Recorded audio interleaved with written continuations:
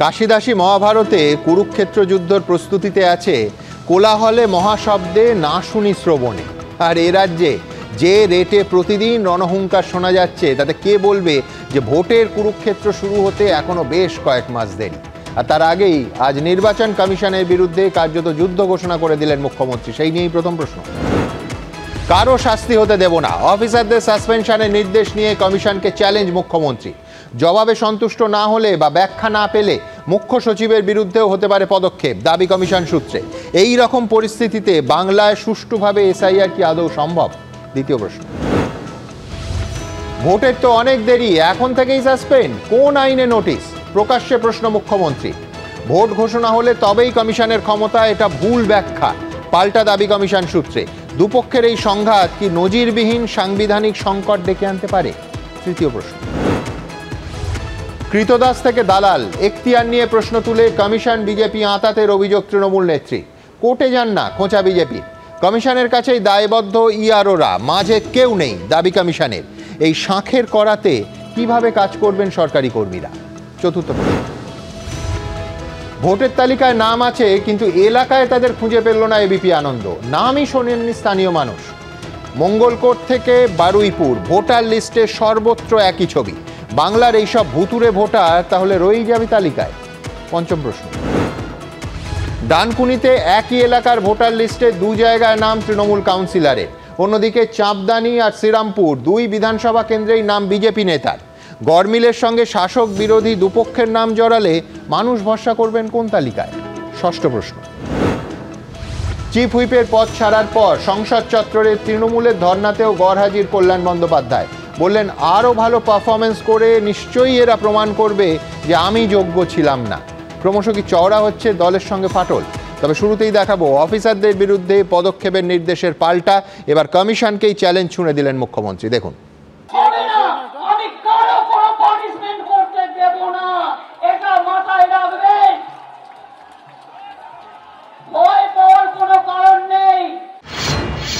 নির্বাচন কমিশনের সঙ্গে এবার সরাসরি সংঘাতের পথে হাঁটলেন মমতা বন্দ্যোপাধ্যায়।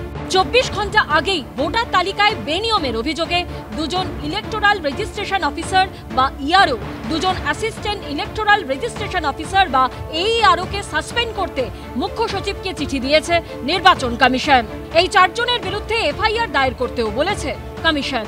এছাড়াও পূর্ব মেদিনীপুরের এক ডেটা এন্ট্রি অপারেটরের বিরুদ্ধেও এফআইআর দায়ের করার নির্দেশ দিয়েছে তারা। আর এরপরই বুধবার এই ইস্যুতে ঝাড়গ্রামের সভা থেকে সরাসরি নির্বাচন কমিশনকে চ্যালেঞ্জ করলেন মমতা বন্দ্যোপাধ্যায়। কালকে আমার দুজন অফিসারকে নোটিশ পাঠানো হয়েছে কিনা তাকে সাসপেন্ড করা হলো। আমরা বলি তোমার ইলেকশন এখন ডিক্লেয়ার হয়েছে, কোন আইনের বলে তুমি নোটিশ পাঠিয়ে দিচ্ছ? ইলেকশনের অনেক দেরি আছে, 8-9 মাস দেরি আছে, এখন থেকে সাসপেন্ড করতে শুরু করেছেন হরিদাস সব, কৃতদাস সব। বিজেপির ভোট দেখলে পারে না, বিজেপির ভোট দেখলে লজ্জা করে না? তুমি তোমার ক্ষমতা জানো না? অমিত শাহ দালালি করছো চেয়ারে বসে। উনি যেভাবে রাজ্য নির্বাচন কমিশনকে পরিচালনা করেন, তিনি ভাবছেন দেশের নির্বাচন কমিশন সেভাবে পরিচালিত হচ্ছে? বিহারে এসআইআর হচ্ছে, পশ্চিমবঙ্গে শুরু হওয়ার আগে থেকেই আতঙ্ক, কারণ পুরোটাই ভেজাল। বাংলাদেশি জেহাদি, রোহিঙ্গা, মৃত ভোটার, ফলস ভোটার দিয়ে ভরিয়ে রেখেছে সমস্ত ভোটার লিস্ট। 2002-এর শেষ রিভিশন হয়েছিল, এবার নিয়ম মেনে আবার রিভিশন হচ্ছে। আতঙ্কিত তৃণমূল, ওর মধ্যেই মৃত্যু ঘণ্টা শুনতে পাচ্ছে, তার জন্য তিনি মেজাজ হারাচ্ছেন। পশ্চিমবঙ্গেও ভোটার তালিকার বিশেষ সংশোধনের তোড়জোড় কার্যত শুরু হয়ে গেছে। এই প্রেক্ষাপটে নির্বাচন কমিশনের পদক্ষেপকে সমর্থন করছে বিজেপি, অন্যদিকে বিরোধিতায় সরব তৃণমূল। এই কৌশল যুদ্ধে কখনো কমিশন ও বিজেপিকে আক্রমণ করছেন মমতা বন্দ্যোপাধ্যায়, কখনো বিএলওদের হুঁশিয়ারি দিচ্ছেন, কখনো আবার ভোটারদেরও আশ্বস্ত করার চেষ্টা করছেন। একটাও ভোটারের নাম যেন বাদ না যায়, এটা মাথায় সবাইকে রাখতে হবে। ভুলে যান পার্টি, ভুলে যান রাজনৈতিক দল, আপনার ঠিকানা আপনাকে রক্ষা করতে হবে। কোন মানুষের অধিকার যদি আপনারা কেড়ে নেওয়ার চেষ্টা করেন, তাহলে আমাদের বডি পেরিয়ে যেতে হবে। আমরা দাঁড়িয়ে থাকবো পাহাড় হিসেবে। হয়েছে শাকের করাত, তারা এগোলে যদি দিদিমণির কথা শোনেন তাহলে তাদের চাকরি যাবে, জেল হবে এবং তাদের আরো বেশি ক্ষতি হবে। আর যদি কথা না শোনেন তাহলে তো দিদিমণি বলেই দিয়েছেন ডিএ তো দিচ্ছি না, পরে কিন্তু দেখে নেব। এখন তারা কি করবেন বুঝবেন। মুখ্যমন্ত্রী চ্যালেঞ্জের প্রেক্ষিতে নির্বাচন কমিশন সূত্রে বক্তব্য, ভোটার তালিকা সংশোধনের কাজ সারা বছর হতে পারে, এর সঙ্গে নির্বাচনের কোনো সম্পর্ক নেই। সংবিধানে ৩২৪ ধারায় নির্বাচন কমিশনকে সম্পূর্ণ ক্ষমতা দেওয়া হয়েছে। নির্বাচন কমিশনের চিঠির উত্তর দিতে মুখ্য সচিব বাধ্য। জবাবে সন্তুষ্ট না হলে বা কোনো ব্যাখ্যা না পেলে তার বিরুদ্ধেও পদক্ষেপ করতে পারে কমিশন। আইনে এমনটা বলা নেই যে নির্বাচন ঘোষণা হলে তবেই কমিশনের ক্ষমতা থাকবে। কমিশন আর ইআরওদের মাঝে আর কেউ নেই। ইআরও দায়বদ্ধতা শুধু নির্বাচন কমিশনের কাছে। আশাবুল হোসেন, বিজেন্দ্র সিংহ ও ঝিলম করঞ্জাইয়ের রিপোর্ট, এবিপি আনন্দ। দেখুন, জাতীয় নির্বাচন কমিশনের নির্দেশ, তার যৌক্তিকতা, মুখ্যমন্ত্রীর পাল্টা চ্যালেঞ্জ, তার যৌক্তিকতা, কে ঠিক কে ভুল, এ সমস্ত অনেক পরের কথা। এই অনুষ্ঠানেও এইসব নিয়ে আলোচনা হবে। কিন্তু নজিরবিহীন এই সংঘাত কি চূড়ান্ত সাংবিধানিক সংকট তৈরি করতে পারে? আজকের দিনে দাঁড়িয়ে সব থেকে বড় প্রশ্ন এটাই। আজ প্রকাশ্যে রাজ্যের মুখ্যমন্ত্রী নির্বাচন কমিশনের সাসপেনশন, বিভাগীয় তদন্ত এবং এফআইআরের যে 3টে নির্দেশ কার্যত উড়িয়ে দিয়েছেন। তিনি বলেছেন যে আমি কারোর কোনো শাস্তি হতে দেব না। আর কোনো দ্বিধাদ্বন্দ্ব নেই যে কমিশনের নির্দেশ একেবারে রাজ্য স্পষ্টত মানবে না। রাজ্যের যুক্তি যে মডেল কোড অফ কন্ডাক্ট এখনও চালু হয়নি। পাল্টা নির্বাচন কমিশনের বক্তব্য, যারা ভোটার তালিকার কাজ করছে তারা সবাই নির্বাচন কমিশনের ডেপুটেশনে আছেন, তাদের দায়বদ্ধতা শুধুমাত্র কমিশনের কাছে। আমার প্রথম বক্তা বিশ্বনাথ চক্রবর্তী, একটাই প্রশ্ন, বিশ্বনাথ দা, কোন দিকে এই সংঘাত আমাদের রাজ্যকে নিয়ে যাচ্ছে? সংবিধানের ৩২৪ নম্বর ধারার 6-এর উপধারাতে পরিষ্কার করে বলা আছে যে নির্বাচনের তালিকা, নির্বাচন মণ্ডলীর তালিকা তৈরি করতেও কিন্তু ইলেকশন কমিশন সরাসরি ডাইরেক্ট করতে পারে, সুপারভাইজ করতে পারে এবং প্রয়োজনে কিন্তু ব্যবস্থা নিতে পারে। ফলে এখানে রাজ্য সরকারের কোনো অধিকার নেই সেটাকে আটকানোর। যদি ধরেন চিফ সেক্রেটারিকে যে ডাইরেকশন করেছে, চিফ সেক্রেটারি মানলো না, তাহলে চিফ সেক্রেটারির বিরুদ্ধেই শাস্তির ব্যবস্থা কিন্তু ইলেকশন কমিশন নিতে পারে। সাংবিধানিক সংকট অবশ্যই এটা আনতে পারে। কেন আনতে পারে? যদি নির্বাচনের আগে নির্বাচনী তালিকা সংশোধন না হয় তাহলে ইলেকশন কমিশন বলবে যে আমাদের প্রক্রিয়া কমপ্লিট হয়নি। ফলে ইলেকশন মানে জুনের 5ই জুনের মধ্যে যদি মানে নির্বাচনী তালিকা সংশোধন না হয়, 5ই জুনের মধ্যে যদি কাজটা কমপ্লিট করতে না পারে, তাহলে পরিষ্কার ইলেকশন কমিশন যেটা করবে সেটা হলো রাজ্যের রাষ্ট্রপতি শাসন জারি করবার সুপারিশ করবে, যেটা অতীতে আসামে হয়েছে, অতীতে জম্মু কাশ্মীরে হয়েছে। কারণ নির্বাচনের পরিবেশ ছিল না, নির্বাচন কন্ডাক্ট করার মতন অবস্থা ছিল না, জন্য সেখানে রাষ্ট্রপতি শাসন জারি হয়েছে নর্মাল কোর্সে, মানে 356 নম্বর ধারা হয়েছে, কারণ টেনিওর অফ দ্য গভর্নমেন্ট শেষ হয়ে গেছিল। ফলে মমতা বন্দ্যোপাধ্যায় কি তার সরকারের যে কার্যকাল সেটা শেষ হয়ে যাওয়ার জন্য অপেক্ষা করছেন? যে জায়গায় তিনি পৌঁছচ্ছেন, শেষ পর্যন্ত সংঘাতটা যদি ইলেকশন কমিশনের সাথে সরাসরি আছে এবং নির্বাচনী ইলেকটোরাল রোল যদি সংশোধন করতে না পারেন, তাহলে কিন্তু সঠিক সময়ে মানে নির্ধারিত সময়ে যদি ইলেকশন না হয়, তাহলে কিন্তু মমতা বন্দ্যোপাধ্যায়কে চিফ মিনিস্টারের পদ ছেড়ে দিতে হবে। এটা কিন্তু একটা বিরাট সংকট ওনার জন্য অপেক্ষা করছে। দ্বিতীয় যেটা, সেটা হলো রাজনৈতিক অনিবার্যতা। রাজনৈতিক অনিবার্যতাটা কি বা ঐতিহাসিক অনিবার্যতাটা কি? মানে লাশের উপরে ভারত মানে আপনার গান্ধীজি বলেছিলেন আমার দেহের উপর দিয়ে দেশের মানে বিভাজন হবে, কিন্তু শেষ পর্যন্ত বিভাজনটা হয়েছে, তার দেহ কিন্তু কিছুই হয়নি। কিন্তু মমতা বন্দ্যোপাধ্যায় বলছে আমার দেহের উপর দিয়ে করতে হবে, ভোটার তালিকা বাদ দিতে হবে। কিন্তু আমার প্রশ্ন হচ্ছে যে মমতা বন্দ্যোপাধ্যায়ের এই আবেগের দুটো আমি জায়গা দেখতে পাচ্ছি। সেটা হলো মুসলিম ভোটটাকে কনসলিডেট আরও করো, আরও বেশি করে করতে পারবে, এবং নিজের বিরুদ্ধে যে 15 বছর একটা সরকার চালানোর পর তার বিরুদ্ধে যে অ্যান্টি ইনকামবেন্সি অর্থাৎ প্রতিষ্ঠান বিরোধী হাওয়া, সেটা কার্পেটের তলে এই ইস্যুটাকে সামনে এনে তিনি করতে পারবেন। আর লোকসান কোথায় হতে পারে মমতা বন্দ্যোপাধ্যায়ের? যদি বিহারের মতন 80 লক্ষ বা 66 লক্ষ বা 80 লক্ষ যদি এই ভুতুরে ভোটাররা বাদ যায়, এই ভুতুরে ভোটারদেরকে বছরকে বছর আমি দেখেছি যে শাসক দলের মেশিনারি থাকে, পুলিশ প্রশাসন সহায়তা থাকে, ফলে এই ভুতুরে ভোটাররা শাসক দল বিকেল 4টের পরে ভোট দেয়। ফলে এর যদি লস হয়, যদি নাম বাদ যায়, পুনে মমতা বন্দ্যোপাধ্যায়ের লস হবে। যদি নামগুলো থাকে লাভ হবে মমতা বন্দ্যোপাধ্যায়ের। একই সাথে আপনাকে বলতে চাই, এর আগে মমতা বন্দ্যোপাধ্যায় দুটো চ্যালেঞ্জ নিয়েছিলেন, দুটো চ্যালেঞ্জের মধ্যে একটা চ্যালেঞ্জ তো রক্ষা করতে পেরেছিলেন। রাজীব কুমারকে কিন্তু শেষ পর্যন্ত সেন্ট্রাল এজেন্সি ধরতে পারেনি।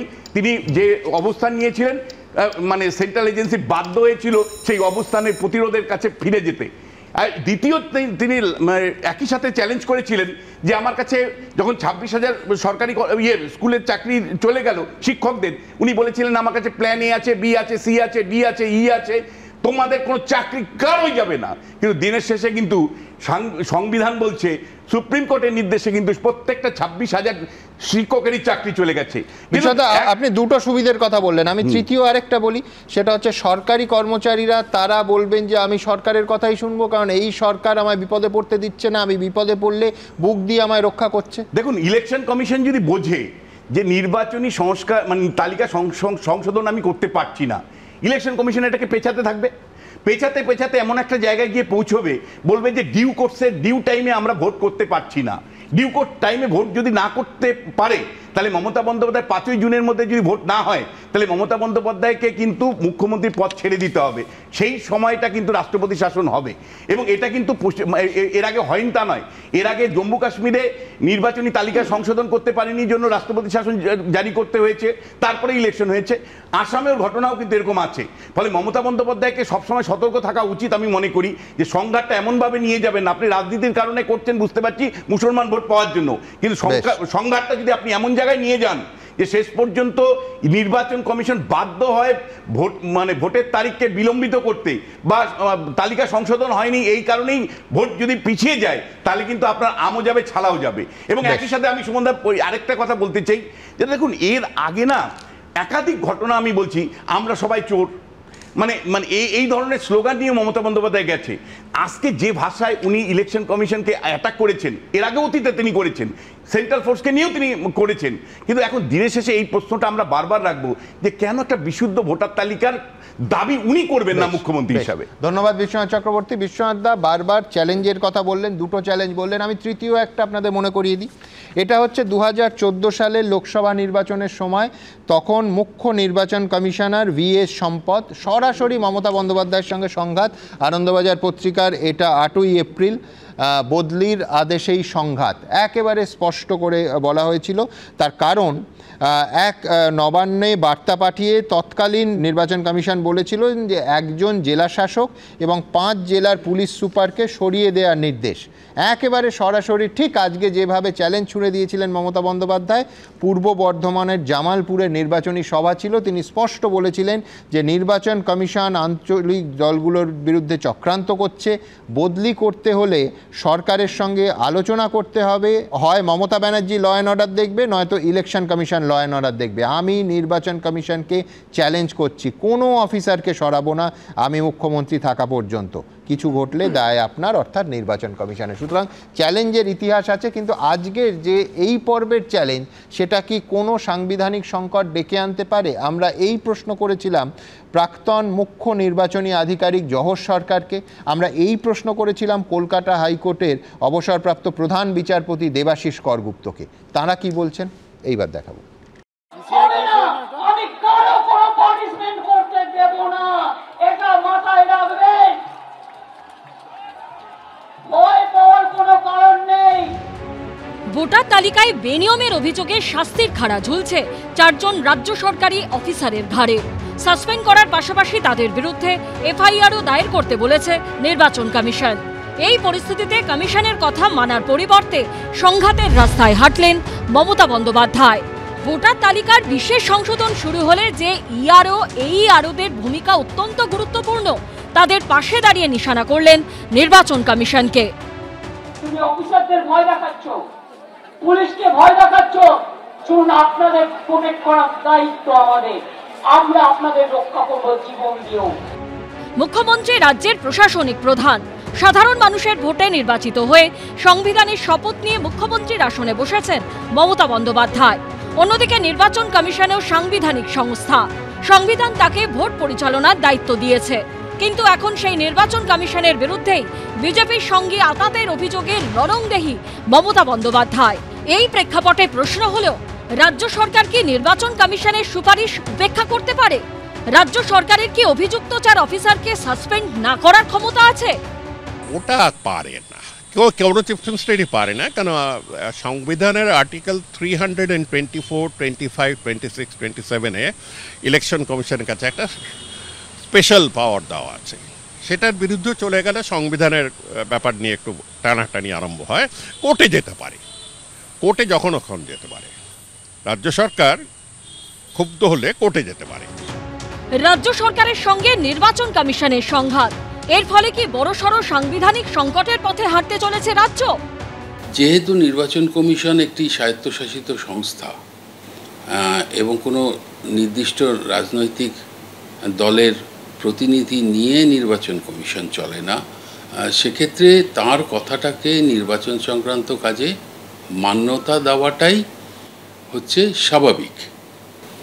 সেক্ষেত্রে যদি কোনো মান্যতা কেউ না দেয়, তাহলে নির্বাচন কমিশন সেই কর্মচারীর বদলে অন্য কর্মচারীকে নিয়ে যতক্ষণ না নির্বাচন ঘোষিত হচ্ছে কাজ করতে পারেন, এবং ওই রেকমেন্ডেশনগুলো কিন্তু রেকমেন্ডেটরি হয়ে থাকে রাজ্য সরকার সেগুলো মানার ক্ষেত্রে, যদিও সেটা শোভনীয় নয়। অফিসারদের সাসপেন্ড করার সুপারিশ প্রসঙ্গে রাজ্য সরকার ও নির্বাচন কমিশনের সংঘাতের আবহেই WBCS অফিসার্স অ্যাসোসিয়েশন এক বিবৃতিতে জানিয়েছে, গণতান্ত্রিক প্রক্রিয়া ও নির্বাচনী ব্যবস্থার বিশ্বাসযোগ্যতা রক্ষার স্বার্থে আমরা নির্বাচন কমিশনকে সব ধরনের সহযোগিতা করব।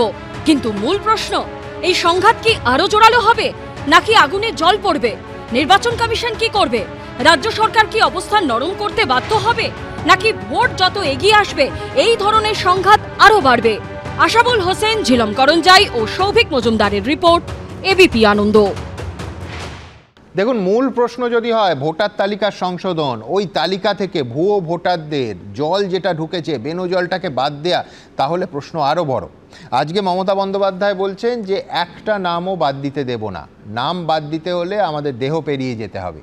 কিন্তু আমার পরবর্তী বক্তা দেবাংশুর কাছে আসবো। দেবাংশু, এই বছরে, বেশি দিন আগে নয়, বেশি ফ্ল্যাশব্যাক নয়, গত 27শে ফেব্রুয়ারি নেতাজি ইন্ডোরে যে বিরাট সাংগঠনিক বৈঠক হয়, সম্ভবত তুমিও সেখানে ছিলে, সেখানে মমতা বন্দ্যোপাধ্যায় নিজে উদাহরণ দিয়ে বলেছিলেন কিভাবে ভিন রাজ্যের ভোটারদের নাম পশ্চিমবঙ্গের ভোটার তালিকায় ঢোকানো হয়েছে। অত্যন্ত অন্যায়ভাবে হরিয়ানা, পাঞ্জাব, রাজস্থান, বিহার, গুজরাটের ভোটারদের নাম ভোটার তালিকায় ঢুকিয়ে পশ্চিমবঙ্গে ভোটার তালিকায় জল মেশানো হয়েছে বলে তিনি বলেছিলেন, উদাহরণও দিয়েছিলেন। দু একটা উদাহরণ আমরা দেখিয়েওছি। আমি দ্রুত একবার মমতা বন্দ্যোপাধ্যায় কী বলেছিলেন এই ভুয়ো ভোটার তালিকা নিয়ে বা অরিজিনাল ভোটার তালিকায় জল মেশানো নিয়ে একবার দেখাবো। একই এপিক নাম্বারে বাংলার ভোটারের যেখানে নাম আছে সেখানে হরিয়ানা, পাঞ্জাব, রাজস্থান, বিহার সব নাম ঢুকিয়েছে। এখন কথা হচ্ছে যে সেদিন যদি থাকে তাহলে তো আজও আছে, এবং আছে যে সেটা এপিক নাম্বার ধরে ধরে ওই একই এপিক নাম্বারে একাধিক নাম আমরা একাধিক রাজ্য থেকে একটার পর একটা কাভারেজ করিয়েছিলাম। মনে আছে যে মনোজিৎ বলে তার দুটো জায়গার নাম, এখানে যিনি তিনি বলেছিলেন আমি মোটামুটি 3-4 মাস আগে জানতে পারলাম যে হরিয়ানার আমার নামে ভোটার ছিল, ইত্যাদি ইত্যাদি। তো দেবাংশুর কাছে প্রশ্ন আমার একটাই, যে মমতা বন্দ্যোপাধ্যায় এখন যদি একটাও নাম বাদ দিতে না দেন, তাহলে তাঁরই অভিযোগ অনুযায়ী এই ভিন রাজ্যের সব ভুতুরে ভোটার যারা আছে তাদের নাম কি করে বাদ যাবে? দেবাংশু, দেখুন, প্রথম কথা হচ্ছে বিজেপির বাংলা ভাষায় আপত্তি আছে জানি, কিন্তু বিজেপি বাংলা কথাটা বোঝে না, এটা তো আমরা বুঝতে পারছি না কেন। আমরা গত কয়েকদিন যাবত যে কথাটা স্পেসিফিক্যালি বলে যাচ্ছি, রোজ আপনাদের শোতে এসে রিপিট করে যাচ্ছি, আমাদের বিরোধীরা এবং বিশ্লেষক দাদারা সেই ঘুরিয়ে ফিরিয়ে আগের জায়গাতেই চলে যাচ্ছেন। মমতা বন্দ্যোপাধ্যায় বলেছেন আমি একজনও ভোটার বাদ দিতে দেবো না। মমতা বন্দ্যোপাধ্যায় বলেননি আমি একজনও ভুয়ো ভোটার বাদ দিতে দেবো না, না নাম বাদ দিতে বলেছে। এক্স্যাক্টলি। এবার আমি আপনাকে বলছি, আপনি এর আগের দিন যখন আমরা আলোচনা করছিলাম, আপনি আমায় কালীগঞ্জের এক্সাম্পল দিয়েছিলেন। কালীগঞ্জে ইলেকশনের আগে 6000 ভোটার বাদ গিয়েছিল। একদম। আমি আবার বলছি, আমরা কি প্রতিবাদ করেছিলাম? করিনি তো। 2021-এর বিধানসভার আগেও বহু মৃত ভোটার, ডুপ্লিকেট ভোটার বাদ গিয়েছিল, কিছু বলেছিলাম। 24-এর আগে গিয়েছিল, কিছু বলেছিলাম? বলিনি তো। তার কারণ ওটা ন্যাচারাল রিভিশন প্রসেস ছিল। কিন্তু এখন এসআইআর এর মাধ্যমে এনআরসি ইমপ্লিমেন্ট করার চেষ্টা চলছে। আমাদের প্রতিবাদ সেখানে। ইলেকশন কমিশনের কোনো অধিকার নেই নাগরিকত্ব যাচাই করার। ইলেকশন কমিশন দিয়ে ভোটার লিস্ট ঠিক করবে। মৃত ভোটার প্রত্যেক বছর বাদ যায়, নতুন কোনো ব্যাপার না। মমতা বন্দ্যোপাধ্যায় নেতাজি ইন্ডোরে যে প্রোগ্রামটা করেছিলেন আপনি বললেন, ওই নেতাজি ইন্ডোরের প্রোগ্রামে তো মমতা বন্দ্যোপাধ্যায় ডুপ্লিকেট ভোটার নিয়ে বলেছিলেন। একই এপিকের নাম্বারে বাংলার লোকেরও নাম্বার, হরিয়ানার লোকের নাম্বার। তো ভোটার লিস্ট সংশোধন না হলে সেটা সাধারণভাবে তোমার হিসেবে সাধারণভাবে কালীগঞ্জের মতো হোক কিংবা এসআইআর, আমি বলছি যদি আমি বলি যে কোনো নাম বাদ যাবে না, তাহলে তো কোনো নামই বাদ যাবে না। এটা তো আলাদা করে কিছু হয় না। সুমন দাস স্পষ্ট করে মমতা বন্দ্যোপাধ্যায় যেদিনকে কোনো নাম বাদ যাবে না, এর কি দুটো অর্থ হয় নাকি? বন্দ্যোপাধ্যায় যেদিনকে বিএলওদেরও বলেছেন, যেটা আপনারা দেখালেন চাপ বলে, সেই বিএলওদেরও মমতা বন্দ্যোপাধ্যায় এটাই বলেছেন যে একজনও ন্যায্য ভোটার যেন বাদ না যান। কথাটা ন্যায্য ভোটার নিয়ে, অর্থাৎ এসআইআর করে আপনি নাগরিকত্ব। আমি বলছি চমৎকার দেবাংশু, ন্যায্য শব্দটা যদি ওখানে থাকতো তাহলে তুমি যথার্থ ন্যায্য বলেছো, আর এটা নিয়ে কোনো বিতর্কই হতো না। বিজেপিও এটা নিয়ে বিতর্ক করতো না। বিজেপি করতো, বাংলা বোঝে না, আপনি না করলে বিজেপি করতো। মমতা বন্দ্যোপাধ্যায় ক্লিয়ারলি যে কথাটা বলতে চাইছেন, আমরাও বারংবার বলছি, সেটা হচ্ছে মানে এসআইআর এর মাধ্যমে ঘুরপথে আমরা এনআরসি করতে দেব না। বাকি আপনি ভোটার লিস্ট যাচাই করুন, ওটা কিন্তু কেউ না বলছে না। মৃত ভোটার বাদ দিন না, কে না বলেছে? বাদ তো দিতেই হবে। আমি তো অফিসিয়ালি বলছি, আমি তো পার্টির মুখপাত্র হিসেবে এসেছি। মৃত ভোটার বাদ দেওয়া নিয়ে কারোর আপত্তি নেই, ডুপ্লিকেট ভোটার বাদ দেওয়া নিয়ে কারোর আপত্তি নেই, কিন্তু নাগরিকত্ব যাচাইয়ে আপত্তি আছে। কারণ আমি আবার বলছি সুমনদা, যে মানুষগুলো ঝড়ে জলে বন্যায়, যাদের আমফানে ঘর ভেঙে যায়, যাদের বন্যায় ঘর ভেসে যায়, তারা কেউ বাবার বার্থ সার্টিফিকেট দিতে পারবে না। আর দিতে পারেনি বলেই আসামে 30 লক্ষ লোকের নাম, যে 17 লাখ লোকের নাম বাদ গেছিল, তার মধ্যে কিন্তু বিজেপি হিন্দু হিন্দু ভাই ভাই বলে যাদের ভোট নিয়েছিল, সেই 12 লাখ হিন্দু বাঙালির নাম বাদ গেছিল। নাগরিকত্ব যাচাই নিয়ে তোমার আপত্তি ভ্যালিড হতেই পারে, আমার তার বক্তব্য নয়, কিন্তু এইবার এই মরশুমে প্রথম কল্যাণ বন্দ্যোপাধ্যায়ের নেতৃত্বে তৃণমূলের প্রতিনিধি দল যখন নির্বাচন কমিশনে গেছিল, একটাই কথা বলেছিল যে 2024কে বেস করে কোনো নাম বাদ দেওয়া যাবে না, 26-এর তালিকা তৈরি হবে। তার ভেতরে তোমার ব্যবহৃত ন্যায্য শব্দ ছিল না, নাগরিকত্ব যাচাইয়ের বিষয় ছিল না, বলেছিল 24কে বেস করে ওভার অ্যান্ড অ্যাবাভ। একদম কল্যাণ বন্দ্যোপাধ্যায়ের বাইট আছে, চাইলে দেখিয়ে দিতে পারি। এটা তোমাদের দাবি ছিল। আমি বলছি সুমনদা 40কে বেস করে, বেস কথাটার মানে হচ্ছে এর উপরে কনস্ট্রাকশন তৈরি হতে পারে। হ্যাঁ, কিন্তু বাদও যেতে পারে, যেটা তোমাদের আপত্তি ছিল। আমি আবার দেখিয়ে দেবো আর্কাইভ থেকে। সুমনদা, আমরা তো অফিশিয়ালি বলছি আমাদের মৃত ভোটারে আপত্তি নেই, আমরা তো অফিশিয়ালি বলছি আমরা ন্যায্য ভোটার নিয়ে বলছি, এটা তো অফিশিয়াল স্টেটমেন্ট। এর বাইরে গিয়ে তো আর কোনো কথা থাকতে পারে না। আমি একটা কথা, বিশ্বনাথ যেটা বললেন, আমি বুঝতে পারছি মমতা বন্দ্যোপাধ্যায়কে উদ্দেশ্য করে বললেন মুসলমান ভোটারদের জন্য। আমি জানি না বিশ্বনাথ দা কেন বিজেপির ন্যারেটিভটা এত সুন্দরভাবে ব্যাটিং করছেন, কেন মুসলমান ভোটার? আমি বলছি আপনি মুসলমান ভোটার কথাটা বারবার করে উল্লেখ করছেন কেন? এই যে আমরা বারবার করে আসামের এক্সাম্পল দিই, 17 লাখের মধ্যে 12 লাখ হিন্দুর নাম বাদ গেছে। ওখানে কজন? ওখানে তো বাঙালি হিন্দুরা বেশি ক্ষতিগ্রস্ত হয়েছে, তার সাথে বাংলা ভাষায় কথা বলা মানুষগুলো। সুমনদাই কদিনের শোতে যে কয়েকটা বাঙালির মার খাওয়ার আপনি ছবি ভিডিও দেখেছেন, আপনি দেখুন তাতে অধিকাংশ নামই আপনারও হিন্দুর এসছে। এই যে পিংলা থেকে শুরু করে মহারাষ্ট্রের যারা, তারা প্রত্যেকে ভাগ করতেই চাইবো না। আমি ওটাই বলছি, হিন্দু তো আছেই অবশ্যই, কিন্তু আমি ভাগ কেন করব? আক্রান্ত বাঙালি মানে আক্রান্ত বাঙালি, বিভাজন এখানে কথা নেই। বরং আমি যে কথাটা বলতে চাই, যেটা এই বলতে পারলাম না, সেটা হচ্ছে দেখুন, এই সাংবিধানিক সংকটের কথা একটা এখানে আলোচনা হচ্ছিল তো, আমি বলছি যখন নির্বাচন কমিশনের তরফ থেকে সিদ্ধান্ত নেওয়া হলো ভোটার কার্ড, আধার কার্ড, ড্রাইভিং লাইসেন্স এগুলো নেওয়া হবে না, তারপরে যখন সুপ্রিম কোর্টের তরফ থেকে বলা হচ্ছিল যে কেন এগুলো নেবেন না, এগুলো নিন, সাজেশন হিসেবে দেওয়া হলো, পরে গভর্নমেন্ট আবার বললো, যদিও এই নিয়ে ব্যাপারটা চলছে এখনো চলছে, সেটাও তো সাংবিধানিক সংকটের দিকে যেতে পারে। সুপ্রিম কোর্ট ভার্সেস নির্বাচন কমিশন যেতে পারে না? আমি ওটাই বলছি, যেখানে আমি বলছি সর্বোচ্চ আদালত যে প্রশ্নগুলো নির্বাচন কমিশনকে করছে, ওই প্রশ্নগুলি মমতা বন্দ্যোপাধ্যায় করলে দোষ কোথাও নেই তো। আমার বক্তব্য এটাই, মমতা বন্দ্যোপাধ্যায় যে কথাটা বলেছেন আমি আবার ঠিক করছি, এবং এই যে নির্বাচন কমিশনের তরফ থেকে কজনকে সাসপেনশনের নোটিশ ইত্যাদি ইত্যাদি যা হোক করা হচ্ছে, তার ঠিক দুদিন আগেই শুভেন্দু অধিকারী সেই বক্তব্য মনে করে দেখুন, বিহারে এতগুলো এফআইআর হয়েছে, সাবধানে থাকবেন, ঠিক তারই প্রতিধ্বনি নির্বাচন কমিশনের কর্মে শোনা গেল দুদিন পরে। এর অর্থ কি? জড়তা বুঝবেন। আচ্ছা, বেশ, এর অর্থ তার ব্যাখ্যা বিজেপির প্রতিনিধি দেবেন শুভেন্দু অধিকারীর দল থেকে, কিন্তু তার আগে একেবারে চোখা চোখা বাক্যবন্ধ আজকে মুখ্যমন্ত্রী ব্যবহার করলেন।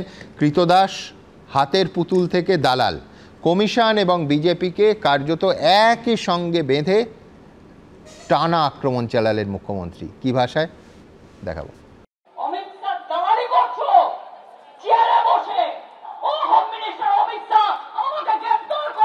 যদি আমি মিথ্যে কথা বলি, তোমার বার্থ সার্টিফিকেট নির্বাচন কমিশন কিংবা বিজেপি নয়। ঝাড়গ্রামের সভা থেকে বারবার অমিত শাহ এবং নাম না করে মুখ্য নির্বাচন কমিশনারকেও তীব্র আক্রমণ করলেন মমতা বন্দ্যোপাধ্যায়। কারণ যে ইলেকশন কমিশন তার চেয়ারটাকে রেসপেক্ট করে বলি, ব্যক্তি হিসেবে তিনি হচ্ছেন অমিত শাহর হাতের পুতুল, কলের পুতুল, যেদিকে নাচাবে তেমনি নাচে, যেদিকে নাচাবে তেমনি নাচে। তিনি ওনার ডিপার্টমেন্টে কাজ করতেন, কোঅপারেশন ডিপার্টমেন্টের প্রিন্সিপাল সেক্রেটারি ছিলেন। তার এত বড় উদ্ধত্ত, তার এত বড় ক্ষমতা। ইলেকশন কমিশন গণতন্ত্র প্রতিষ্ঠা করতে চাইছেন, যেভাবে সরকার এবং প্রশাসনকে ব্যবহার করে এসেছেন আরিজ আফতাবকে দিয়ে, সেটা বন্ধ করতে চাইছেন। তাই অস্পষ্ট হচ্ছে ওনার, বাকিটা ইলেকশন কমিশন বুঝবে। 2024 সালের লোকসভা ভোটে বিজেপির নিরঙ্কুশ সংখ্যাগরিষ্ঠতা না পাওয়া নিয়েও কটাক্ষ করেন মমতা বন্দ্যোপাধ্যায়। হোম মিনিস্টার নিজেকে মনে করেন উনি যা বলবেন তাই হবে। কে ভাই তোমরা? প্রতারণা করে তো জিতে এসেছো, মনে আছে? সিঙ্গেল মেজরিটি পাওনি, হঠাৎ করে ভোট বাড়িয়ে দিয়েছিল 20%, 12 থেকে 20%। ইলেকশন কমিশনের সাহায্যে মমতা বন্দ্যোপাধ্যায়ের মতো কংগ্রেস ভেঙে বিজেপি তৃণমূল কংগ্রেস তৈরি করেনি। বিজেপি নিজের দল নিজেরা তৈরি করেছে, নিজেদের মতাদর্শ নিয়ে এগিয়ে গেছে। বরঞ্চ তৃণমূল কংগ্রেস জন্মেছে বিজেপির কারণে। সেদিন কংগ্রেসের মানে যখন গর্ভযন্ত্রণা উঠেছিল, ওই লেবার রুমে যদি অটল বিহারী বাজপেয়ী আর লালকৃষ্ণ আদবানি না থাকতো, তাহলে ওই দলটা সূর্যের আলো দেখতে পেত না। তাৎপর্যপূর্ণ বিষয় হলো, ঝাড়গ্রামের সভা থেকে অমিত শাহকে চাঁচাছোলা ভাষায় আক্রমণ করলেও নরেন্দ্র মোদীকে আক্রমণের পথে হাজেননি মমতা বন্দ্যোপাধ্যায়।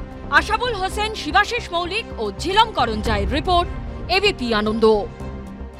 দেখুন, আজ মমতা বন্দ্যোপাধ্যায় নির্বাচন কমিশন আর বিজেপিকে শুধু এক ব্র্যাকেটে রাখেননি, মুখ্য নির্বাচন কমিশনারকে বলেছেন দালাল, কৃতদাস, অমিত শাহর হাতের পুতুল, যেদিকে নাচাবে সেই দিকে নাচবে। পরিষ্কার বলেছেন যে বিজেপির বন্ডেড লেবার। মোদ্দা কথা, নির্বাচন কমিশন যা করছে সবটা করাচ্ছেন অমিত শাহ, বিজেপি করাচ্ছে। কেয়া ঘোষের সময়। সুমন, মামার বাড়ির আবদার শুনেছিলাম কথাটা, আজকে দেখলাম মামার বাড়ির আবদার একজন করলেন। তিনি বললেন যে এ রাজ্য থেকে কোনো ভোটার বাদ যাবে না, সে ভুতুড়ে হতে পারে, অদ্ভুতুড়ে হতে পারে, কিংভুতুড়ে হতে পারে, কিন্তু কোনো ভোটার বাদ যাবে না। বড় মামাকে কিন্তু কিছু বলেননি। বড় মামা, ছোট মামা, মেজ মামা, আমি মামার গল্পে যাচ্ছি না, কিন্তু আমি এইটুকু জানতে পারি যে মামার বাড়ির আবদারটা উনি করেছেন। মামারা সেটা রাখবেন না তো সেটা তো জেনেই, নিশ্চিত জেনে করেছেন। এবার খুব নিশ্চিত একটা কথা বলতে চাই, মামারা বললে কেন, তুমিও কি নির্বাচন কমিশন আর বিজেপিকে একই সঙ্গে বসাচ্ছ? দেখুন, আমি একটা কথা বলি সুমন, আসলে না, এটা আমাদের তো যে দলটা রয়েছে, দল আলাদা, সরকার আলাদা। আমাদের তো এরকম দেখি না যে সান্ধ্যকালীন কোনো আড্ডায় রাজ্যের যিনি মুখ্য নির্বাচনী কমিশনার কোনো বন্দ্যোপাধ্যায় পরিবারের কারোর সঙ্গে খুব সান্ধ্যকালীন একটা সুন্দর মুহূর্তে সে ছবি এআই করা কিনা অবশ্য জানি না আমি, তো সেই ছবি আমরা দেখি না। আমরা যেটা জানি যে 1950 সালের the representation of people's act, এই অ্যাক্ট অনুযায়ী এখানে বলা আছে যে নির্বাচন কমিশনের সেই তাদের অধিকার রয়েছে যে যারা যারা নির্বাচনের কাজ করবেন তারা সেই মুহূর্তে নির্বাচনের আওতায় চলে আসবে, নির্বাচন যে প্রক্রিয়ার বা নির্বাচন কমিশনের আওতায় চলে আসবেন। এইখানে একটা খুব ইন্টারেস্টিং বিষয় হচ্ছে, মমতা বন্দ্যোপাধ্যায় বলছেন আমি কাউকে এটা করতে দেবো না। বিএলওকে তিনি গতকালও এই 2-1 দিন আগে হুমকি দিয়েছিলেন। মমতা বন্দ্যোপাধ্যায় তিনি ভালো করে বিলক্ষণ জানেন সুমন, এটা নয় তিনি জানেন না। আমি আপনার এই ঘণ্টাখানিক সঙ্গে সুমন অনুষ্ঠানের মাধ্যমে আমি যারা বিএলওরা দেখছে এই অনুষ্ঠানে আমি বলতে চাই, দেখুন এই চাকরিটা কিন্তু আপনারা মমতা বন্দ্যোপাধ্যায়ের যোগ্যতায় পাননি। আপনারা এই সরকারের জন্য যে করছেন, তাদের ধমকানো চমকানো বা আপনাদের কোনো বাসনা, সুপ্ত বাসনা সেগুলো পূর্ণ করতে, এইটা যদি আপনারা না মানে, নির্বাচন কমিশন আপাতত কিন্তু এফআইআর হয়েছে 4 জনের, সাসপেনশন হবে, হাজতবাসও হতে পারে। হাজতবাস হলে সরকারি চাকুরের ক্ষেত্রে তার চাকরি নিয়ে টানাটানি হবে, আপনার ভবিষ্যৎ, আপনার পেনশন, আপনার পরিবার, লোকলজ্জা সবকিছু আছে। বিএলওদের এইটাই সংকট যে একদিকে বিরোধী দলনেতা বলছেন জেলে যেতে হবে, আর মুখ্যমন্ত্রী বলছেন যে বিএলওদের একেবারে নজরে রাখতে হবে। যেটা বিরোধী দলনেতা বলেছেন উনি তো নিয়ম, এটা নিয়মটাই রয়েছেন, আমি তো নিয়মের বাইরে কোনো কথা বলছি না, এটা রয়েছে। আচ্ছা, এই যে বিহারের কথা একটু আগে আমার পূর্ববর্তী বক্তা বললেন, দেখুন একটা আমার কাছে আরেকটা ডকুমেন্ট আছে, তথ্য আছে। এখানে এই 6 তারিখ পর্যন্ত যে নির্বাচনী কমিশন যেটা জানেন যে এসআইআর এর যে সব কাগজপত্র জমা দেওয়া হয়েছে, ওখানে বিএলএ সমস্ত রাজনৈতিক দলের রয়েছে, আরজেডির রয়েছে, কংগ্রেসের রয়েছে, সিপিআইএম এর রয়েছে, সিপিআইএমএল এর রয়েছে। এই 6 দিন পেরিয়ে গেল, এখনো পর্যন্ত ওখানে এসআইআর নিয়ে টেলিভিশনে বক্তব্য রাখা ছাড়া, গরম গরম বাতেলা দেওয়া ছাড়া একটাও আমরা দেখিনি কিন্তু নোটিশ এখানে বা এখানে কোনো আপত্তি জমা পড়েছে। অর্থাৎ সেখানে যে এসআইআরটা হয়েছে সমান যথার্থ এসআইআর হয়েছে, এখনো সময় রয়েছে, আরও 3 সপ্তাহ রয়েছে, হলে নিঃসন্দেহে নির্বাচন কমিশন সেটাকে খুঁটিয়ে দেখবে, যথার্থতা বিচার করবে। আজকে একটা খবর দেখলাম যে রাজারহাট গোপালপুর অঞ্চলে, শুধু যোগ করবো আমি, আজকেই সুপ্রিম কোর্ট বলেছে যে এই যে 65 লক্ষ কারা, কাদের নাম বাদ গেল আমাদের জানান, কোর্ট বলেছে। সেটা সুপ্রিম কোর্ট জানতে চেয়েছে, নির্বাচন কমিশন জানাবেন। আমি জানি না সেই দ্বৈরথ কিভাবে মিটবে বা আদৌ ওটাকে দ্বৈরথ বলা যাবে কিনা সেটা আমি জানি না। আমি তো রাজ্যের মানুষ, দেখুন আমি রাজ্যের কথাতেই বলি যে আজকে 456 রাজারহাট গোপালপুর অঞ্চলে এপিক কার্ড এসছে। সেই এপিক কার্ডগুলো এসছে, কোনো ঠিকানা নেই, ভাবতে পারছেন? অর্থাৎ এইভাবেই প্রতিটা জায়গায়, উনি কালীগঞ্জের যে উদাহরণ দিলেন, 6000, হ্যাঁ, সেখানে 6000, প্রায় আনুমানিক 6000 মৃত ভোটার। এই 6000 মৃত ভোটার, আমরা বলছি তো ভূত ভোটার থাকবে না। যদি দেবাংশু মমতা বন্দ্যোপাধ্যায় থেকে, আমি জানি না বড় নেতা কিনা, মমতা বন্দ্যোপাধ্যায় বলেছে কারোর নাম বাদ যাবে না, আমরাও তো একই দাবি করছি, কারোর নাম, যে যারা স্বচ্ছ ভোটার, জেনুইন ভোটার, তাদের নাম বাদ না গেলে তো আমাদের অসুবিধে নেই। কিন্তু যারা ভুতুড়ে ভোটার, যারা রোহিঙ্গা, যারা বাংলাদেশি, তারা কেন আমার ভারতবর্ষের অঙ্গরাজ্য পশ্চিমবঙ্গের ভোটার তালিকায় থাকবে? এই প্রশ্নের উত্তর আমি খুঁজছি। দেবাংশু, প্রথম কথা হচ্ছে সুমনদা, বিহারের নতুন আপডেটেড লিস্ট আসার পর প্রচুর মৃত ভোটারকে এখনো লিস্টে পাওয়া গেছে। ওই নিয়ে লোকাল সংবাদ মাধ্যম সর্বত্র খবর চলছে। আমি বিহার নিয়ে আলাদা এই অনুষ্ঠানে আলোচনায় আসবো এবং সেখানে বিরোধীদের ব্যর্থতা চোখে আঙুল দিয়ে দেখাবো। তোমারটা বলা হয়ে গেছে, বলে নিই। আমি বলছি সুমনদা, এবং বিহারে আরেকটা তথ্য আমি দেখলাম, একজন পোস্ট করেছিলেন, সেখান থেকে দেখেছি, সেটা হচ্ছে পুরুষের তুলনায় মহিলার নাম বেশি বাদ পড়েছে। এবার আমার কথা হচ্ছে, এই তথ্য যদি সত্যি হয়ে থাকে, ভেরিফাইড যেখান থেকে দেখেছি তারা ভুল তথ্য সচরাচর পোস্ট করেন না, তাহলে আপনি একটা কথা বিবেচনা করুন সুমনদা, এরকম তো হতে পারে না যে পুরুষের সাথে মহিলা রেশিওর এতটা ডিফারেন্স, যে ভোটার তালিকা, এক সেকেন্ড, যে ভোটার তালিকায় পুরুষের তুলনায় মহিলার তুলনায় পুরুষের সংখ্যা ভোটার তালিকায় বেশি, কিন্তু নাম্বার যাওয়ার ক্ষেত্রে দেখা যাচ্ছে প্রান্তিক মহিলার নাম বেশি বাদ পড়ছে।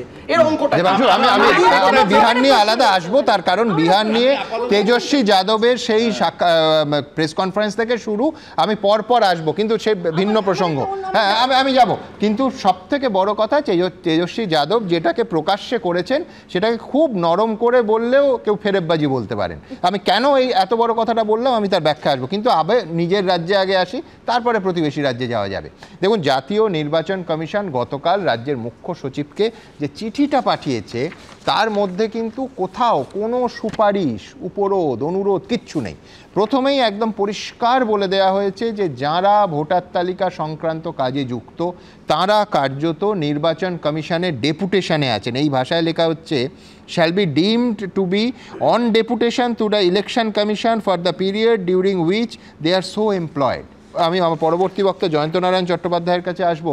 জয়ন্ত, লক্ষ্য করে দেখা যাবে যে শাস্তির অংশে এইবার আসবো, শাস্তির অংশে লেখা হচ্ছে, the following officers shall be placed under suspension for their failure in supervising the election related work with immediate effect and suitable disciplinary proceedings be initiated against them without any delay.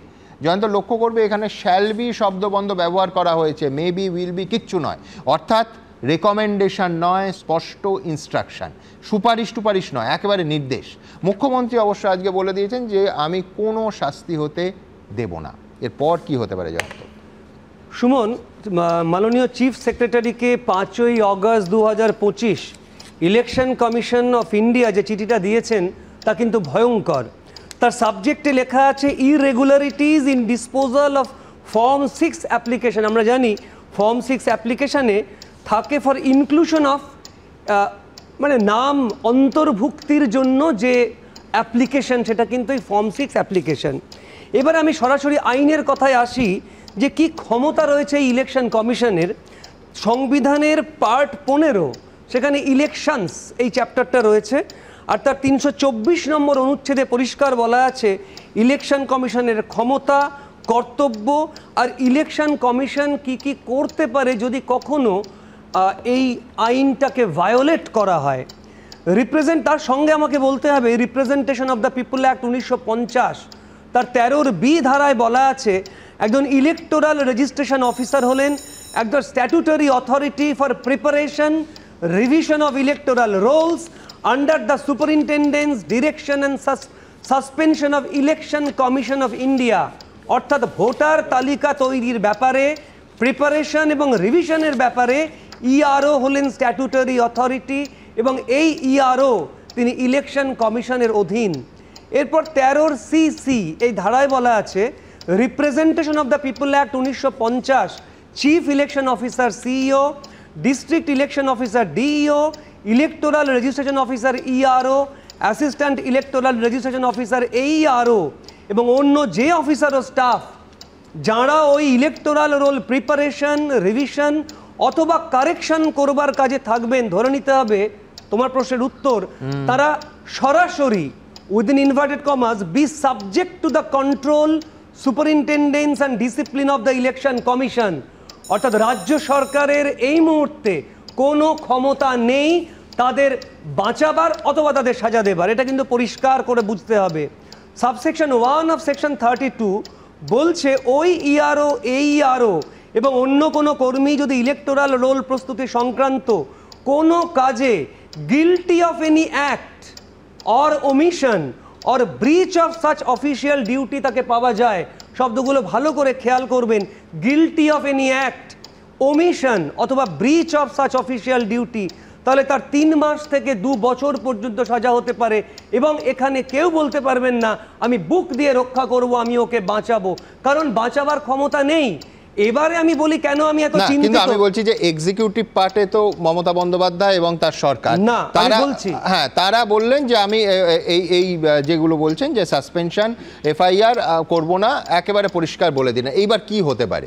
এর পরের পার্টে সেটা বলা আছে যারা wrongful addition of names in the electoral rolls by EROs and AEROs, তাছাড়া এদের বিরুদ্ধে এই যে চিঠিটা এসেছে এদের বিরুদ্ধে কিন্তু শুধু নাম তোলাতে কিছু ব্রিচ করা হয়েছে তা নয়, ভয়ঙ্কর অভিযোগ। বলা হচ্ছে তারা নাকি ডেটা সিকিউরিটি ভায়োলেট করেছিলেন, data security violate while sharing their login credentials with ER database with unauthorized person। একদম মানে অ্যাকাউন্ট আর পাসওয়ার্ড দিয়ে দিয়েছিলেন, একেবারে শুধু নাম তুলিনি তাতে ভুয়ো নাম ঢুকেছে, এই হচ্ছে অভিযোগ। অভিযোগ নয়, অর্থাৎ নাম তুলিনি অথবা কিছু নাম তুলেছি এটা অভিযোগ নয়, বলা হচ্ছে ডেটা সিকিউরিটি ভায়োলেশন, যেটা কিন্তু সাইবার ক্রাইমের অধীনে পড়ে যাবে।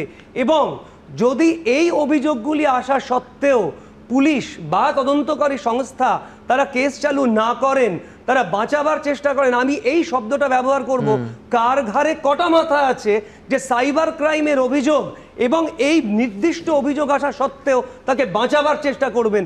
আপনারা ভাববেন না যে কিছু ভুয়ো ভোটারের নাম নথিবদ্ধ হয়েছে বলেই এই অফিসারদের বিরুদ্ধে, এবং অফিসার কারা সুমন তুমি শুনলে অবাক হবে, তার মধ্যে WBCS এক্সিকিউটিভ র্যাঙ্কের অফিসার আছেন এবং 2012 ব্যাচ, তারা 2012 ব্যাচ, মানে একেবারে তরুণ অফিসার।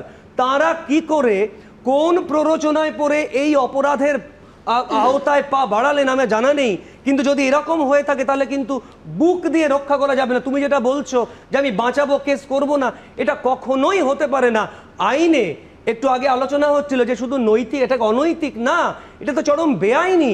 এবং যিনি আজকে দেখো আজকে কিছুদিন যারা থাকবেন পাওয়ারে তারা হয়তো চেষ্টা করবেন বুক দিয়ে বাঁচাতে, কিন্তু তারপর এই মামলা কিন্তু থেকে যাবে এবং এমন না হয় ভয়ঙ্করতম কোনো পদক্ষেপ নিতে বাধ্য হতে হয়। কাজেই সাবধান হওয়াটাই কিন্তু বাঞ্ছনীয়। আমি দেবাংশুর কাছে যাব, আমি আবার বলবো যে দেখুন দেবাংশু একটা শব্দ যোগ করলো চমৎকারভাবে যে ন্যায্য কোনো নাম বাদ যাবে না। আমি বলছি এইটা যদি প্রথম দিন থেকে সবাই বলতেন যে ন্যায্য নাম একটিও বাদ দেওয়া যাবে না, একটা নাম ন্যায্য নামকেও বাদ দেওয়া যাবে না তালিকা থেকে, কোনো বিতর্ক সৃষ্টির কোনো অবকাশই হতো না। তার কারণ ন্যায্য শব্দটা ছিল না।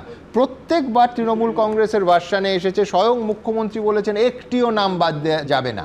আমি বলছি ন্যায্য শব্দটা যোগ হলেই কিন্তু বিষয়টা একেবারে অন্যরকম হয়ে যায় এবং কারোর কোনো প্রশ্ন তোলার জায়গাই থাকে না। দেবাংশু, প্রথম কথা হচ্ছে আমি 4 জন অফিসারের নামে অভিযোগ করে দিচ্ছি, সেই অভিযোগের তো সারবত্তা থাকতে হবে। সে অভিযোগে তো সারবত্তা থাকতে হবে। আমি জাস্ট অভিযোগ করে দিচ্ছি একটা সিস্টেমের মধ্যে ভয় ঢোকানোর জন্য আমার দিল্লির বসেরা যেভাবে নির্দেশ দিয়ে দিয়েছে ওই বস ওই নির্দেশকে এক্সিকিউট করার জন্য আমি সিস্টেমের মনে ভয় ঢোকানোর জন্য আমি 4টেকে বলির পাঁঠা করে তুলে ধরে দেখাচ্ছি, দেখো এরকম 4টের পরে 400টা হবে যদি আমাদের মতো করে না চলো, আমাদের মতো করে বাঙালিদের ভোটার লিস্ট থেকে বাদ না দাও, আমাদের মতো করে মতুয়া রাজবংশীদের বাদ না যাও, এই সিস্টেম চলতে পারে না। এই যে 4 জনকে যে শাস্তি দিচ্ছে কোনো দিল্লির থেকে কোনো অফিসার তদন্ত করতে আসেনি, রাজ্য সরকারেরই অফিসার মানে ডিএম তাকে দায়িত্ব দেওয়া হয়েছিল ভাই খুঁজে বার করো। এই রাজ্য সরকারের অফিসাররাই তদন্ত করে এই ভুয়ো অফিসারদেরকে ধরেছে। ফলে এটার মুখ্যমন্ত্রী যদি এইবার এই আদেশটাকে অস্বীকার করেন, তার নিজের সরকারের আধিকারিকরা যে জালিয়াতি ধরেছে সেই তদন্তটাকেই কার্যত অস্বীকার করলেন। এটা কোনো দিল্লির অফিসার এসে করেনি, এটা রীতিমতন মানে ডিস্ট্রিক্ট রিটার্নিং অফিসারকে দায়িত্ব দিয়েছিলেন, তাকে দায়িত্ব রিটার্নিং অফিসারকে দায়িত্ব দেওয়া হয়েছিল ডিস্ট্রিক্ট রিটার্নিং অফিসারকে, তারা তদন্ত করেছে, তদন্ত করে এদেরকে দোষী সাব্যস্ত করেছে।